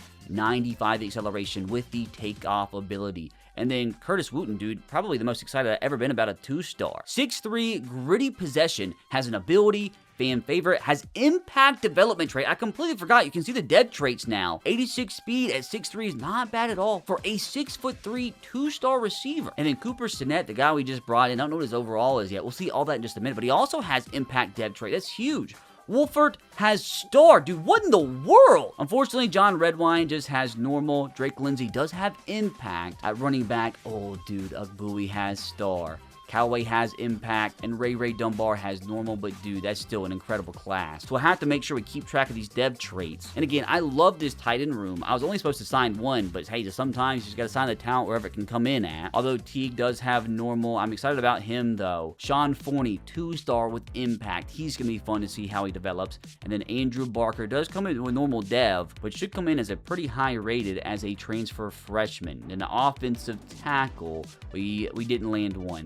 That's actually so unfortunate. Can't win them all, man. We did end up getting Micah DeBose. Does only have normal development, which is a little disappointing, but he should come in as a half decent overall. Oh, we missed out on Ayanada. Oh, that's huge. That's probably the biggest L of the offseason. I should have put more points into him. I knew it. Oh, he had impact too. That is so depressing, man. He would have been here for the next 3 years. Again, you can't win them all. Can't win them all. We did get at least Amani Kramer here, who only has normal dev. Not a bad edge class at the end of the day. Stu Lutz comes in with impact. Defensive tackle surprisingly ended up being one of our strongest defensive positions that we signed. Got Gerald, who has normal. Malcolm Wilson Thomas, the transfer, has impact. And Kevin Roberts, the junior transfer, only has normal. JD Spalding, I thought he was going to be an absolute stud. He still will be, but he only has normal dev.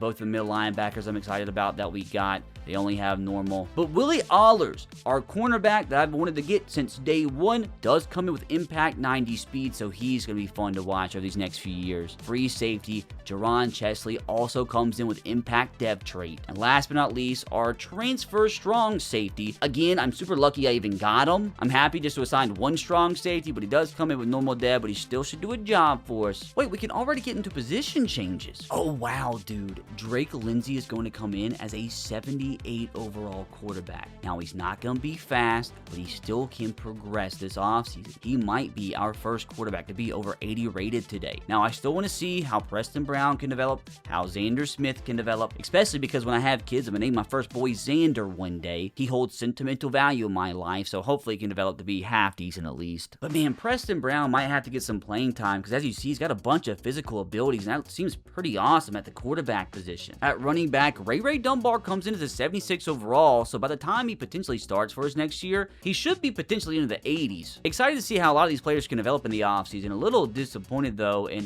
Bowie, all that hype, and he's only a 64 rated. But again, like this is just how he starts at. Callaway, even more disappointing as a JUCO, only at a 62 rated. Okay, this is interesting. Colin Wolford coming in as a freshman transfer, 72 overall. So man, he could crack the starting lineup sooner rather than later, especially if he develops well this offseason, especially with that star development. Wooten, the 2-star, comes in at 62 rated, but you gotta give him time to develop. Now, really quick, before I look at the other positions, I want to check out the athletes really fast. John Redwine, freshman quarterback, is going to come in as a 69 overall, dude. I love it. And then Teague, a little disappointing at tight ends, only a 64. Wait, hold on, I'm tripping. Wolford is the true freshman coming in as a 72 overall. What am I talking about? Stinnett is the transfer. Dude, Colin Wolford might be our highest overall freshman in the entire team. I can't believe that. Oh, dude, he is a potential Biletnikoff winner in this dynasty. I'm so excited. I can't believe I honestly didn't realize that because he's such a high rated player. I was like, there's no way the true freshman 3-star came in as a 72 rated. What are we doing? Oh my god, dude, he's gonna be so much fun. Now, tight end, unfortunately, the 2-star Sean Forney only comes into 61 rated. With that impact dev trait, he's gonna make an impact sooner rather than later. Give him a couple years to develop. That John Redwine's actually a 70 overall tight end, but we're not gonna do it. He's gonna be our developmental piece at the quarterback position. Actually be a good wide receiver too. Then Matt Teague, let's see if he can play anything else. I mean, he can play the edge position. He can play fullback. At 6'5", 250, dude, he can play safety for us. But no, we're going to keep him at his position of tight end. Also, I just realized Andrew Barker, our transfer tight end, comes into the 73 overall.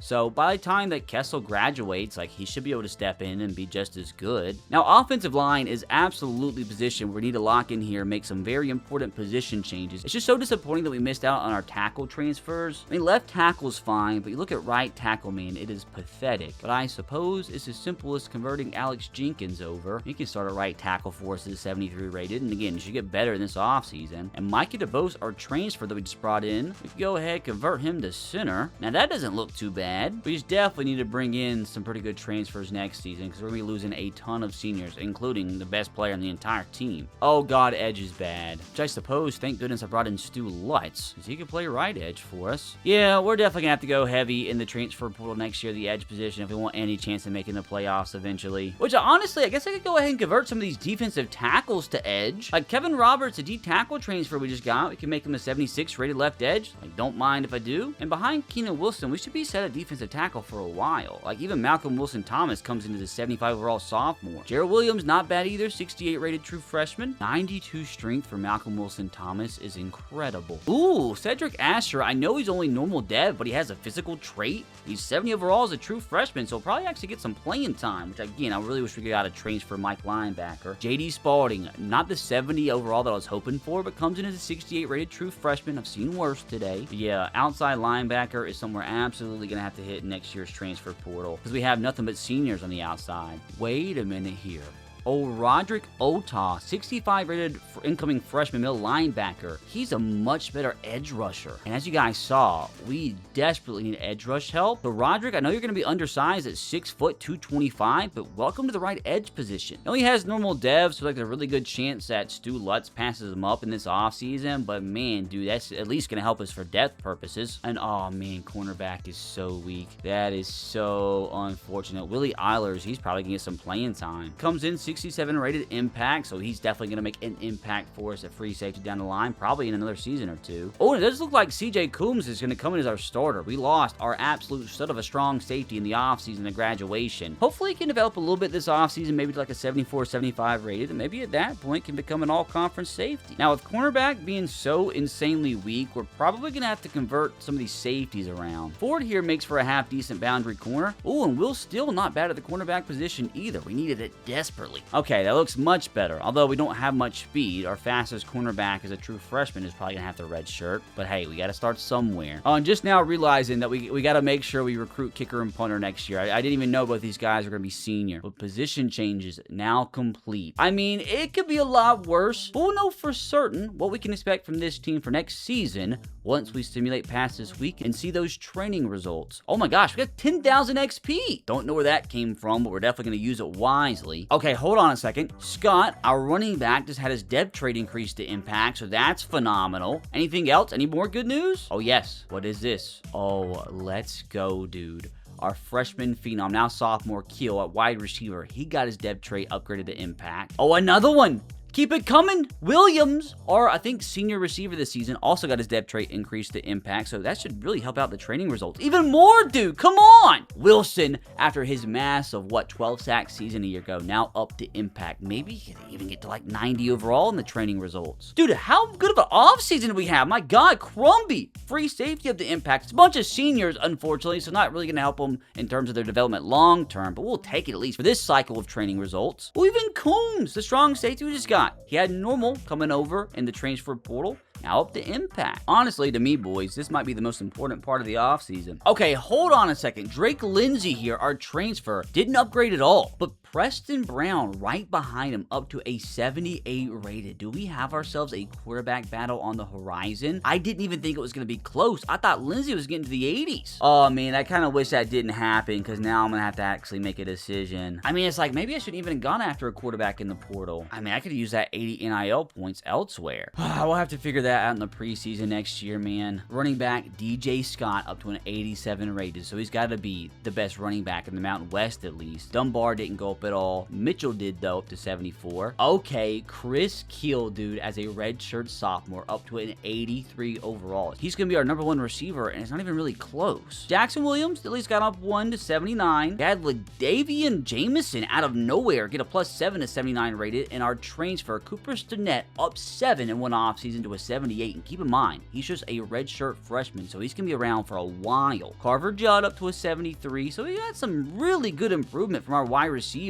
Not bad from the tight ends. The transfer Andrew Barker up to a 75. At tackle, Ryan Babat up to a 75. We needed that desperately. We need some big improvement from our offensive linemen, and unfortunately, Griffin Impey, our former highest rated player, now tied for our highest rated player because he did not go up a single overall this offseason. At least his agility went up some. Okay, our new center, Micah DeBose, converted from guard up to a 76 rated, so we got a little bit of a boost. Got a 1 overall boost at right guard, and unfortunately, no change at right tackle. All right, Kevin Roberts converted defensive tackle up to a 77, and Matthew Stinbroughton up to a 74. I'm a little disappointed at this. Stu Lutz, I was hoping maybe could get up to a 74 or 75, but again, 72 rated is going to start for us, probably at right edge, and again, that's not bad at all for a redshirt freshman. Keenan Wilson, after his 12 sack season, up to an 83 rated. Again, I maybe was hoping for a little bit more, but still 83 rated at this level is phenomenal. So glad he decided to come back, and you best believe those 65 NIL points we used was well spent. Wilson Thomas up to a 77, Vanderpool to a 76. I mean, having 6 defensive tackles over 70 rated is insane, and we're only going to lose 2 of them. So I honestly might not even need to allocate any resources in recruiting next year to the D tackle position. Our returning Sam linebacker up to a 78. Decent improvement at middle linebacker. Keith Williams up to a 79. Okay,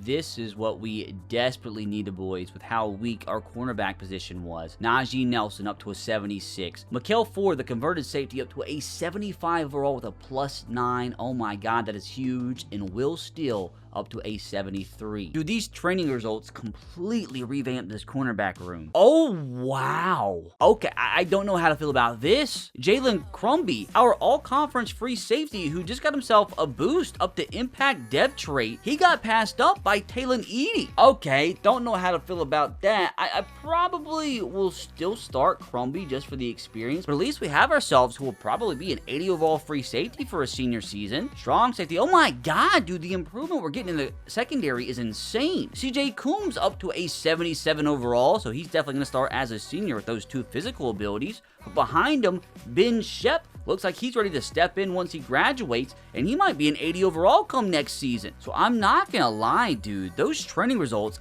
I mean, there's some disappointing players in there, especially like Drake Lindsay. I thought he was going to go up a little bit, so that definitely makes things more complicated at the quarterback position. But all in all, man, super excited with how the training results went, and honestly at this point would be a little shocked if we didn't win ourselves another conference championship next year. And with another conference championship, maybe we can make the playoffs. Okay, so this is abnormal. We're actually under the roster size, so we probably have to pick up some walk-ons as we've officially made it to the preseason of 2027. One season officially complete. Took me about 12 real-time hours. Well, unfortunately, as you guys see here, I have 53% of our budget already allocated towards our roster, which means we only have 240 unspent points, so that's not good at all. That's gonna make this season's recruiting super tricky, man. Oh my gosh, boys. I think I just saw something that completely changes things. Oh my god, boys, it happened. At the last minute, we get our guy.